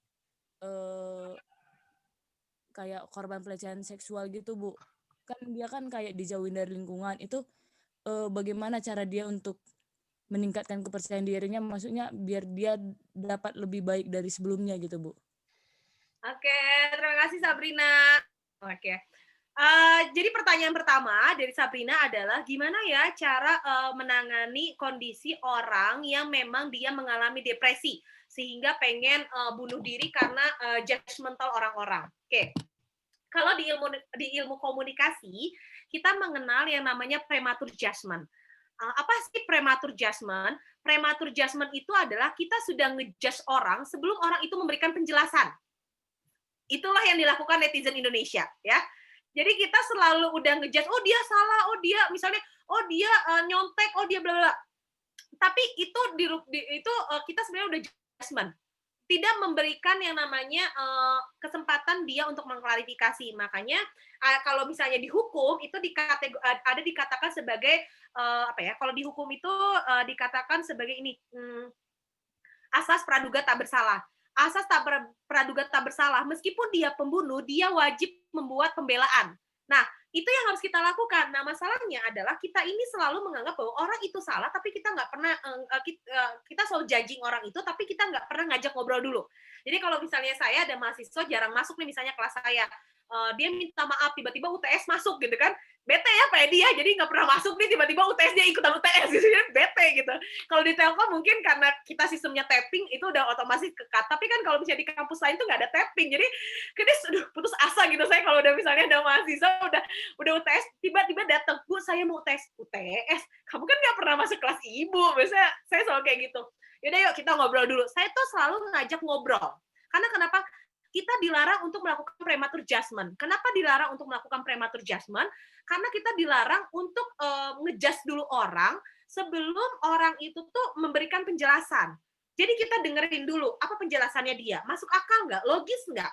Ketika nggak masuk akal, ketika nggak logis, ketika itu misalnya di luar prinsip kita mengajar, atau misalnya di luar prinsip kita ketika kita diajak komunikasi sama dia, berikan statement kita, berikan pendapat kita sama dia. Nah, perkara dia nerima atau enggak itu balik lagi sesuai dengan komunikasi yang dilakukan. Kenapa ini saya sampaikan dulu di awal? Karena depresi ini bisa diberikan diagnosisnya kalau misalnya orang ini sudah ada dalam kondisi pantauan psikolog atau pantauan psikiater, ya. Jadi dalam ilmu psikologi itu nggak boleh sama sekali kita yang namanya premature judgment, atau kita biasa disebut dengan self diagnosis. Self diagnosis ini apa sih? Kita bilang, ya nih aku depresi, stres banget. Nah, kita udah bilang-bilang diri kita depresi dan lain sebagainya. Kita udah bilang diri kita stres, kita udah bilang kalau kita tuh overthinking, kita tuh udah bilang bahwa diri kita tuh anxiety dan lain sebagainya. Tanpa didiagnosis sama ahlinya, sama profesionalnya. Nah, sama seperti misalnya kalian, aduh ya nih saya kayaknya sakit jantung, padahal cuma sakit dada doang. Tapi bilangnya kalian sakit jantung. Itu kan berarti kalian sudah self diagnosis. Nah, kalau misalnya kalau misalnya secara ilmu kesehatan mental itu tuh nggak bagus, karena kenapa? Apa yang kita ucapkan itu terinternalisasi dalam pikiran kita, terbawa ke alam bawah sadar kita, kemudian itu menjadi satu pikiran yang memblunder, sehingga pada akhirnya orang itu ngerasa, oh ini saya depresi. Hati-hati, bisa jadi itu karena dia self diagnosis, ya. Makanya kalau dalam kesehatan mental tuh kita sangat tidak boleh yang namanya self diagnosis, sangat tidak boleh. Jadi kalau misalnya kamu bilang saya depresi, entar dulu, depresi ini apa, versi kamu tuh apa gitu ya. Versi kalian tuh apa sih depresi? Kenapa kalian bilang bahwa diri kalian tuh depresi apa gitu? Bisa jadi itu hanya bentuk salah satu kecemasan aja. Bisa jadi itu hanya salah satu bentuk metablok kalian, pemikiran yang berlebihan dari kalian atau overthinking. Tapi depresi itu udah benar-benar kasusnya berat gitu. Dan itu harus masuk ke dalam kasus yang lain sebagainya. Nah, ini yang terjadi ketika ada orang yang dia bunuh diri. Mungkin di Telkom pernah ya ada kasus bunuh diri gara-gara dijudge body shame. Ih lu gendut, ih lu bau, ih lu jelek banget sih. Ah jangan sama dia tuh pendek, dia tuh kayak gitu ngomongnya suka nyinyir dan lain sebagainya. Omong-omongan seperti itu merupakan salah satu bentuk sebetulnya shame yang nggak boleh dilakukan sama sekali. Makanya kenapa afirmasi positif, kata-kata positif itu harus selalu dibilang. Saya kalau misalnya di kelas, tiba-tiba ada bercanda nih, kalau misalnya di kelas saya kan kebanyakan mahasiswanya sambil bercanda, kita sistemnya santai. Tapi mereka ada yang ngomong kasar. Kalau ada yang ngomong kasar atau ngomong shame ke orangnya, ke temennya, itu saya minta hari itu juga dia minta maaf. Karena kenapa? Supaya si pesan itu tuh nggak nyampe ke alam bawah sadar. Kalau nyampe ke alam bawah sadar itu yang membuat orang jadi stres. Ya. Stres itu terjadi karena tekanan-tekanan emosi negatif pada dirinya dan dia nggak rilis. Kenapa nggak dirilis? Misal gini, tiba-tiba dia tuh nggak pernah marah, nggak pernah ngomong kasar dan lain sebagainya. Tapi ada di satu titik itu tuh dia udah kesel banget. Misalnya Joel ngebully terus Prilly. Nah, Prilly ini mungkin biasa aja, Prilly Nita ini mungkin biasa aja gitu ya. Tapi Joel ini udah keterlaluan. Pada akhirnya ketika ada Brida atau ada Feliza bercandain Prilly, yang kena semprot adalah Feliza sama Brida. Padahal yang salah dari awal yang suka bully adalah Joel. Nah, itu yang kenapa bisa terjadi seperti itu? Kenapa bisa ada ledakan emosi seperti itu? Karena selama ini emosi negatif itu dia tekan, bukan dirilis. Jadi kalau misalnya ada tekanan emosi itu dirilis, bukan ditekan. Itu yang pada akhirnya seseorang stressful, ketika stressful dia akan memilih tindakan negatif atau emosi negatif dalam dirinya. Duh, gua mau orang nggak berguna dalam hidup ini. Orang tua nggak mengharapkan saya, teman-teman tidak mendukung saya, nggak punya teman dan lain sebagainya. Karena kenapa? Kamu selama ini nggak pernah rilis emosi kamu. Makanya saya selalu bilang kayak gini, kamu kalau nggak suka sama ibu bilang ya. Ada mahasiswa kalau di Unpad, kalau sama di Unikom, sama di UT kan udah terbiasa, bahkan di Telkom dia selalu bilang, Bu, saya nggak suka nih sama ibu, soalnya kalau misalnya bikin kuis suka deg-degan. Misalnya kayak, itu nggak apa-apa, itu rilis emosinya dia. Itu harus disampaikan. Saya selalu bilang, kamu sampaikan emosi kamu supaya tahu, gitu.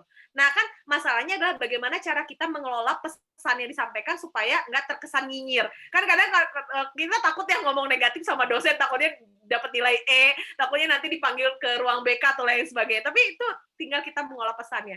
Jadi, ketika depresi ini bisa jadi karena dia tekanan emosinya. Dia punya emosi negatif tapi dia tekan, dipres terus. Bayangin aja, kayak karung goni, kamu masukin nih semua emosi kamu ke karung. Karungnya penuh, meledak. Atau biasanya istilah anak muda tuh bilang kayak bom waktu, emosi tuh kayak bom waktu. Gitu. Terus yang kedua, kalau misalnya gimana cara meningkatkan kepercayaan diri ketika dia mengalami kekerasan seksual. Nah, kalau misalnya kita pernah punya pelecehan seksual atau pernah kena kekerasan seksual atau violence kayak gitu, saya selalu menyarankan buat orang tersebut ikut komunitas atau saya selalu menyarankan orang komunitas yang mengalami kondisi yang sama sehingga bisa saling menguatkan satu sama lain. Karena ketika kan dia berarti self esteem-nya rendah ya, self esteem-nya tuh rendah karena kenapa? Dia punya kejadian yang secara tidak langsung menekan harga dirinya dia, sehingga dia jadi nggak percaya diri, nggak pede, rendah diri, dan lain sebagainya. Gimana cara menekannya? Cara menekannya lebih dengan ikut komunitas. Nah, nanti silakan ya yang fokus sama kesehatan mental, boleh follow Instagramnya Love Yourself Indonesia, supaya kalian bisa mencintai diri kalian sendiri. Pak Edi, saya promosi nih. Karena itu tentang kesehatan mental, itu benar-benar kesehatan mental. Jadi nanti teman-teman bakalan dipandu sama psikolognya. Kalau misalnya teman-teman butuh rilis emosi, butuh dan lain sebagainya. Karena balik lagi, berbicara tentang kesehatan mental, dosisnya itu harus diberikan sesuai dengan porsi ahlinya. Karena kalau misalnya kayak kalian sakit mah, tapi kalian datang ke dokter gigi, nggak nyambung. Sembuh enggak, makin parah iya. Gitu. Kayak gitu, makanya harus sesuai dengan porsinya. Gitu ya, jadi untuk meningkatkan kepercayaan diri adalah dengan join komunitas yang memang bisa membantu kepercayaan dirinya naik gitu. Itu banyak banget kok komunitas-komunitas kesehatan mental di Bandung. Ya gitu. Semoga menjawab ya, Sabrina. Bu, terima kasih. Sama-sama, semangat ya yang lain juga yang sedang berjuang dengan emosinya masing-masing. Iya. Silakan satu penanya lagi ya untuk teman-teman. Saya beri kesempatan satu penanya lagi. Apa namanya, Pak? Iya, balapan. Ya, balapan nih Pak Edi. Coba tolong dipilihin soalnya balapan nih. Siapa tadi? Siapa sama siapa? Aurelia sama siapa? Yang nanya. Sama Elizabeth, Pak. Elizabeth. Elizabeth sama ada Miftahul. sama siapa? Noval. Noval. Ya sudah dua lah, Noval sama Elizabeth. Oke. Dua ya Teh ya, boleh ya Teh? Boleh. Miftah itu Pak. Ya. Oh sama Miftah. Nggak Oh ya, bisa, silakan tapi Miftah sama boleh. sama Noval, silakan. Ya udah, siapa dulu nih? Saya dulu, Teh. Ya. Oke, boleh. Ini mau nanya, kalau misalnya pola pikir dan sikap yang paling penting untuk dimiliki dan dijaga oleh setiap orang agar bisa bertahan hidup dengan baik, menurut Ibu pandangannya gimana ya, Bu? Oke, tadi Teh, sekarang Ibu gimana sih?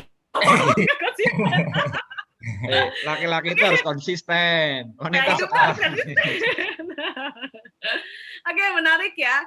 Jadi apa sih sikap dan pandangan hidup yang harus kita punya untuk menjaga supaya hidup kita intinya bermakna ya, intinya kayak gitu ya, supaya hidup kita nih bermakna, supaya kita nih hidup tuh nggak sia-sia, supaya hidup kita tuh ada artinya. Karena selama ini kok saya hidup kayaknya jadi beban orang tua ya, gitu. Kenapa ya kok saya hidup kayaknya jadi beban teman-teman saya ya? Kenapa kok saya hidup kayaknya jadi beban lingkungan saya? Apakah saya lebih baik pergi ke hutan gitu ya, kayak gitu ya. Nah, apa sih yang harus dilakukan supaya pola pikir kita tetap terjaga? Pertama adalah cari support system, circle yang positif buat kamu. Jadi misalnya gini, ada orang yang pengen merubah dirinya, itu susah. Karena kenapa dia nggak mau keluar di zona nyamannya? Udah terlalu nyaman nih, misalnya Nova terlalu nyaman sama Fatih, terlalu nyaman sama Alvin, terus terlalu nyaman sama siapa lagi? Saya sebutin satu-satu nih ya. Kayak terlalu nyaman sama misalnya Dedi Hendra, terlalu nyaman sama Luke Virginia. Jadi nyaman aja sama lingkungan-lingkungan yang ngegeng. Apalagi di zaman-zaman kalian nih mahasiswa tuh masih seneng ngegeng. Itu aja. Tapi sebenarnya pada akhirnya tuh sebenarnya kalian nggak nyaman di situ. Kalian nggak dapat bondingnya. Apa yang harus saya lakukan ketika saya pengen menyampaikan pendapat saya, nggak didengar. Tapi ya saya kalau nggak temenan sama dia, saya temenan sama siapa? Cuma mereka yang menerima saya. Yang pertama yang harus dilakukan adalah open mind. Itu yang paling penting. Open mind. Gimana cara buat open mind? Ingat ya, bahwa ketika kita bisa keluar dari zona nyaman kita, akan banyak zona-zona lain yang mau menerima kita apa adanya. Karena tiap orang itu unik, tiap orang itu berbeda. Semakin unik orang, semakin orang itu berbeda, semakin challenging. Semakin challenging-nya orang itu, maka orang itu sebetulnya memiliki makna dalam hidupnya. Maknanya apa? Orang mungkin nggak sadar kalau kamu punya potensi, Noval. Misalnya orang tua kamu mungkin meragukan kamu dengan IPK yang biasa aja, kok nggak bagus-bagus itu. Kayaknya kok kamu lama banget lulus, atau misalnya kok kamu kayaknya bermasalah banget. Orang tua kamu mungkin nggak dapat. Support system kamu mungkin bukan di keluarga, tapi support system kamu bisa jadi itu ada di lingkungan pertemanan, support dan lain sebagainya. Sehingga itu yang bisa membuat kamu bertahan hidup. Dan itu yang membuat kamu punya motivasi, kamu harus ngelakuin apa lagi. Makanya kalau saya selalu bilang ke mahasiswa atau ke siapapun yang ikut kelas saya selalu bilang kayak gini, ingat ya, yang harus diubah setelah ikut kelas ini adalah buka pikiran kalian, jangan mental block. Mental block itu kita cuma terpatok dengan pikiran-pikiran orang, tapi benar-benar sesuai dengan open mind. Ya udah, kalau saya nggak apa-apa deh, saya justru sama seperti itu ya. Saya dulu ketika memilih untuk tidak kerja kantoran yang benar-benar kerja kantoran gitu ya, masuk kantor gitu, saya mental block, saya ngerasa saya takut nggak bisa, saya nggak mampu dan lain sebagainya. Itu benar-benar di keluarga saya dapat dukungan. Ya udah, kamu lakuin apa yang mau kamu lakukan selama itu bermanfaat buat orang. Intinya adalah pertama, bermanfaat buat orang, bukan buat diri sendiri. Semakin kita memberikan banyak manfaat buat orang, semakin diri kita berguna, semakin kita hidup bahagia. Nah, hati-hati, bermakna buat orang itu pasti kan juga menghasilkan sesuatu buat kita ya. Entah itu menghasilkan secara upgrading skill kita, atau misalnya secara nominal. Itu terserah apa yang akan mau kamu raih.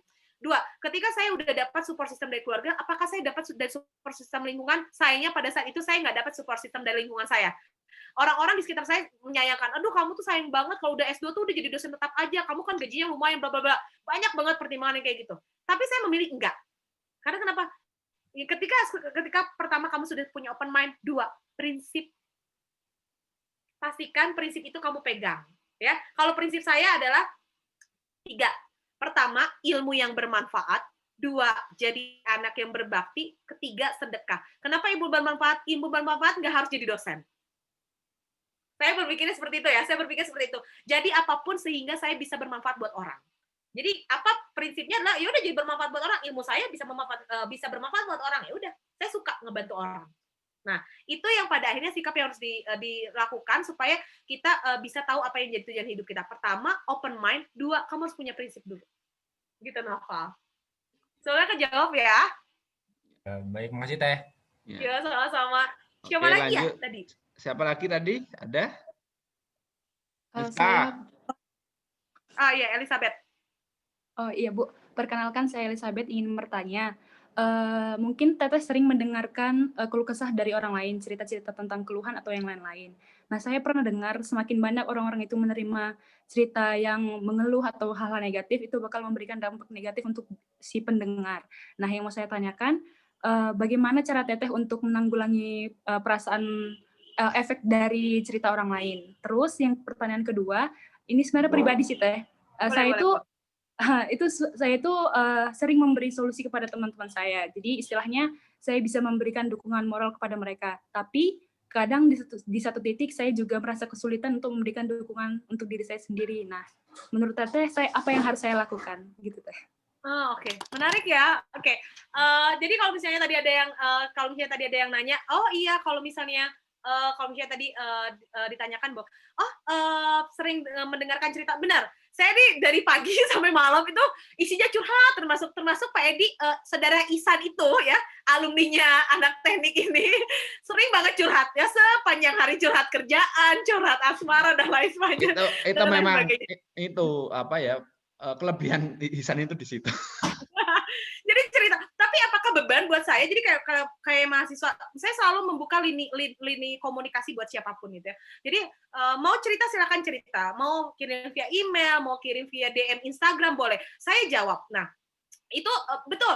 Apakah kan kita saya pribadi ini punya emosi negatif ya. Semua orang tuh punya emosi negatif dan emosi positif. Nah, emosi negatif ini kadang biasanya karena faktor kita lelah. Ya, karena faktor kita lelah, kemudian karena faktor fisik kita, karena faktor pikiran kita, tekanan sosial dan lain sebagainya.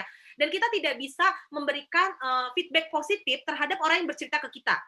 Apa yang akan saya lakukan ketika saya membutuhkan rilis untuk diri saya? Saya biasanya yang akan saya lakukan ketika ada yang bercerita dan saya merasa lelah dengan diri saya, entah itu secara fisik atau secara mental, saya akan bilang ke orang tersebut, oke, terima kasih ya sudah cerita sama saya. ini bakalan saya respon beberapa hari kemudian ya, nggak apa-apa ya, karena saya harus rilis dulu nih dengan emosi saya harus rilis dulu nih dengan pekerjaan saya atau kondisi lingkungan saya. Karena kalau misalnya saya tidak merilis ini, saya khawatirnya apa yang menjadi feedback saya ke kalian itu jadi negatif bukan positif gitu. Nah, ketika kita memberikan konfirmasi itu ke orang yang mau bercerita, mereka pun akan sadar. Pilihannya dua, sadar dan dia mau menerima itu karena saya juga perlu merilis emosi. Dua, kecewa ya, bisa jadi kecewa. Ngapain saya cerita nggak didengerin? Ya balik lagi, ada hal-hal di luar kendali kita. Di luar kendali kita adalah kita tidak bisa mengatur emosi orang lain. Kalau misalnya orang lain itu curhat ke saya, kemudian orang itu curhat dan pengen jawaban pada saat itu, orang itu selalu saya bilang bahwa kamu tidak bisa mengatur emosi saya. Ada hal-hal di luar kendali dia. Kita harus tahu loh, ada hal-hal di luar kendali kita. Jadi saya nggak bisa nih, misalnya Elizabeth saat ini lagi marah-marah. Saya bilang, sabar ya Elizabeth, yang tabah, Tuhan berserta kita. Nggak bisa, dia tuh lagi marah gitu, nggak bisa digitu-gituin ya. Ya udah, nggak apa-apa, dia rilis dulu emosi negatifnya. Tapi Elizabeth juga harus paham bahwa Elizabeth nggak bisa langsung dapat feedback positif hari itu juga. Ya, karena kenapa? Ada hal-hal di luar kendali kita. Apa di luar kendali kita adalah respon dari orang. Respon dari orang itu nggak bisa langsung kita dapat. Saya selalu bilang kayak gitu. Jadi boleh cerita, tapi nanti ketika saya nggak langsung respon, mohon maaf ya, saya selalu bilang kayak gitu, mohon maaf ya kalau misalnya saya nggak bisa langsung respon, karena saya harus tulis emosi saya. Ketika nanti saya kasih feedback, itu positif buat dia. Nah, terus kalau misalnya, itu pertanyaan pertama ya, apa yang saya lakukan adalah saya mengkonfirmasi lagi. Saya mengkonfirmasi bahwa emosi saya sedang tidak stabil, emosi saya sedang tidak bagus, dan saya tidak bisa memberikan feedback positif kalau misalnya kamu ingin mendapatkan feedback itu pada saat ini juga. Itu yang selalu saya bilang. Kenapa? Supaya dia dapat kejelasan dan supaya juga dia paham bahwa saya tidak bisa terus-terusan menampung semua pesan atau informasi atau cerita-cerita orang kayak gitu. Karena saya butuh untuk meluangkan diri saya. Itu yang harus kamu lakukan juga. Meluangkan diri kita sendiri, merilis emosi kita, itu bagus buat diri kita sehingga kita tahu apa sih sebetulnya yang dibutuhkan sama diri kita. Semakin kamu melebarkan tangan kamu, membuat orang-orang datang ke pelukan kamu lupa supaya kamu untuk memeluk diri kamu sendiri. Sehingga ketika kamu sulit memeluk diri kamu sendiri, kamu susah untuk merilis emosi kamu. Dan kamu akan terus-terusan menganggap bahwa aku baik-baik aja, aku baik-baik aja, aku nggak apa-apa. Selalu akan ada kata-kata itu ke diri kamu, dan tanpa sadar sebetulnya itu adalah menekan emosi negatif kamu. Sedang pada saat itu kamu sebenarnya sedang harus dirilis emosi negatifnya, tapi kamu menekan itu. Sehingga ketika sudah ditekan, semakin banyak kamu menekan emosi negatif itu, kamu akan lebih banyak sedih. Merasa bahwa nggak ada orang yang bisa diajak curhat, ngerasa bahwa saya harus curhat ke siapa sih, saya harus curhat ke siapa ya, saya tuh harus bercerita ke siapa ya, terus kamu merasa di hidup kamu hampa dan lain sebagainya. Karena ya itu kamu nggak ngerilis emosi kamu terlalu banyak memeluk orang lain, tapi kamu lupa memeluk diri sendiri. Gitu. Itu ya Elizabeth, semoga terjawab ya. Ya, makasih ya Teh. Sama-sama. Oke, tadi siapa lagi ya? Satu lagi Miftah ya? Halo? Enggak. Teman-teman kedengeran nggak suaranya Miftah? Hai Miftah. Tapi kecil banget, nggak kedengeran. Tuh Prilly aja udah sampai geleng-geleng kepala. Ya, kita nggak. Iya benar, tapi emang kita nggak dengar gitu. Benar-benar. Halo Miftah. Halo. Mohon maaf nih, saya nggak bisa pakai bahasa kalbu. Boleh pakai bahasa Indonesia aja nggak? Saya nggak bisa pakai bahasa kalbu nih. Bahasa Indonesia aja. Saya nggak bisa pakai bahasa kalbu. Nggak kedengeran soalnya, mohon maaf. Ya, semangat ya pejuang sinyal. Ini susah nih kalau pejuang sinyal. Mic-nya nggak bisa, Bu. Oh iya. Oke, jadi pakai ini aja chat ya. Oke. Ya. Saya ingin bertanya bagaimana caranya mengembalikan diri yang tidak mampu menghandle diri sendiri dan selalu dihandle lingkungan, serta bagaimana berada pada posisi yang sudah di tahap tidak mengenal diri sendiri. Oke, ini menarik ya. Kalau misalnya teman-teman tidak mengenal diri kalian sendiri, perlukah kita melakukan asesmen atau tes? Ya? Asesmen atau tes ini nggak ada di kelas ini. Jadi itu biasanya Untuk mengetahui diri kita, potensi diri kita, itu ada assessment, atau misalnya ada disebut dengan talent mapping, atau misalnya ada yang disebut dengan VA. Kalau saya pakainya VA, apa yang menjadi kekuatan diri kita, apa yang menjadi kelemahan kita, supaya kita tahu apa yang harus kita kuatkan dan apa yang harus kita tingkatkan, apa yang harus kita benar-benar blend dalam diri kita. Nah, terus bagaimana cara kita supaya menghandle diri kita? Ini yang mungkin menjadi kendala sama Miftah. Miftah tidak pernah menyampaikan apa yang dirasakan oleh Miftah.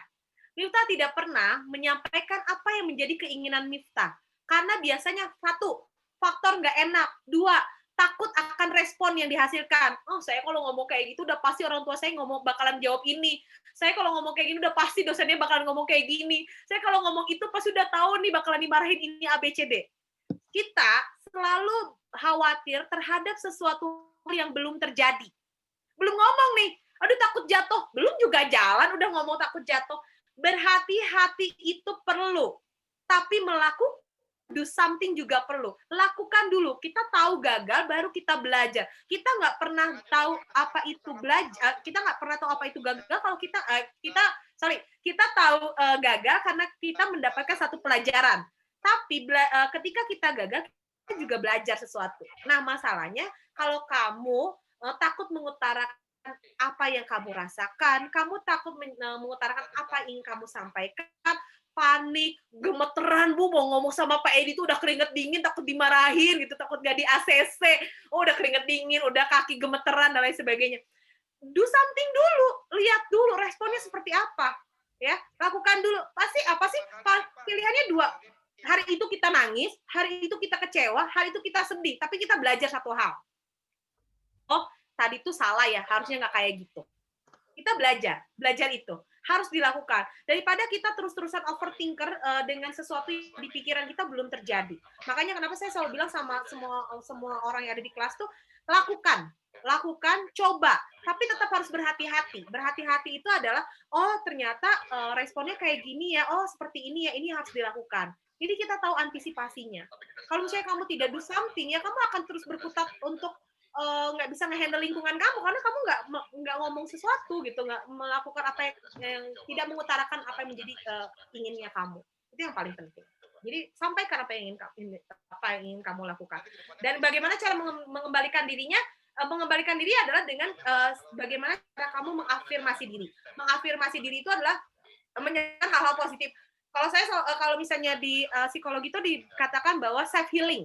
Saya feeling itu selalu bilang kayak gini, kalau saya gagal, saya ini nggak pernah berhasil, saya tuh selalu gagal.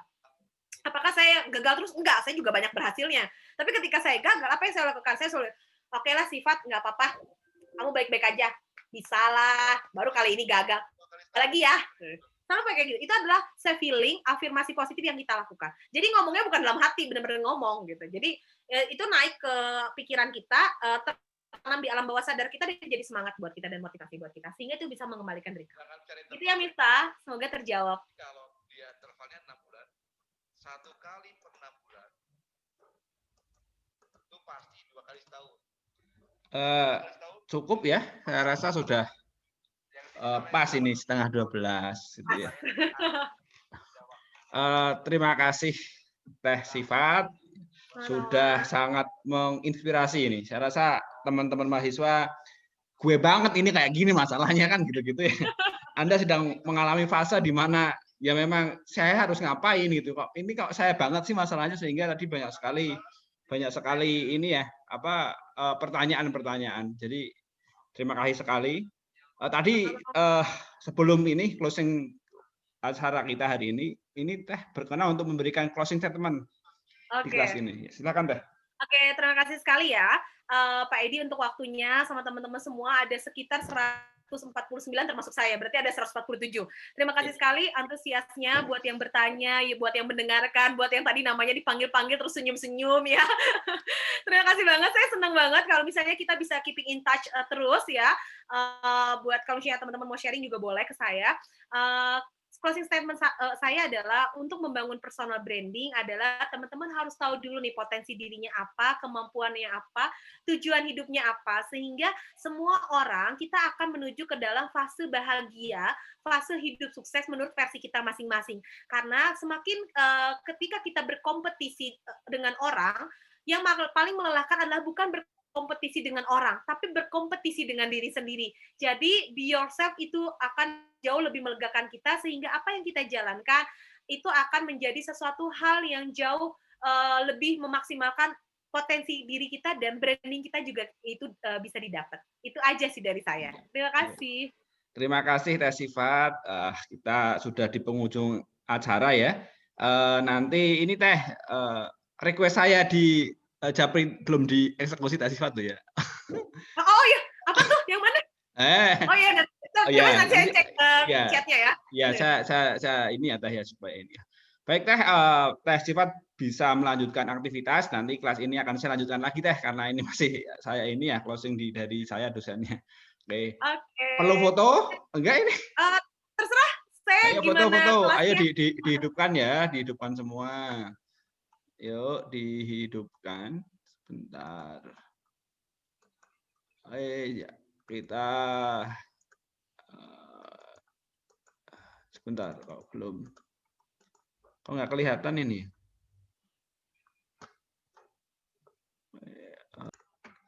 Baik, kita lanjutkan sedikit saja tentang ini ya. Sebentar.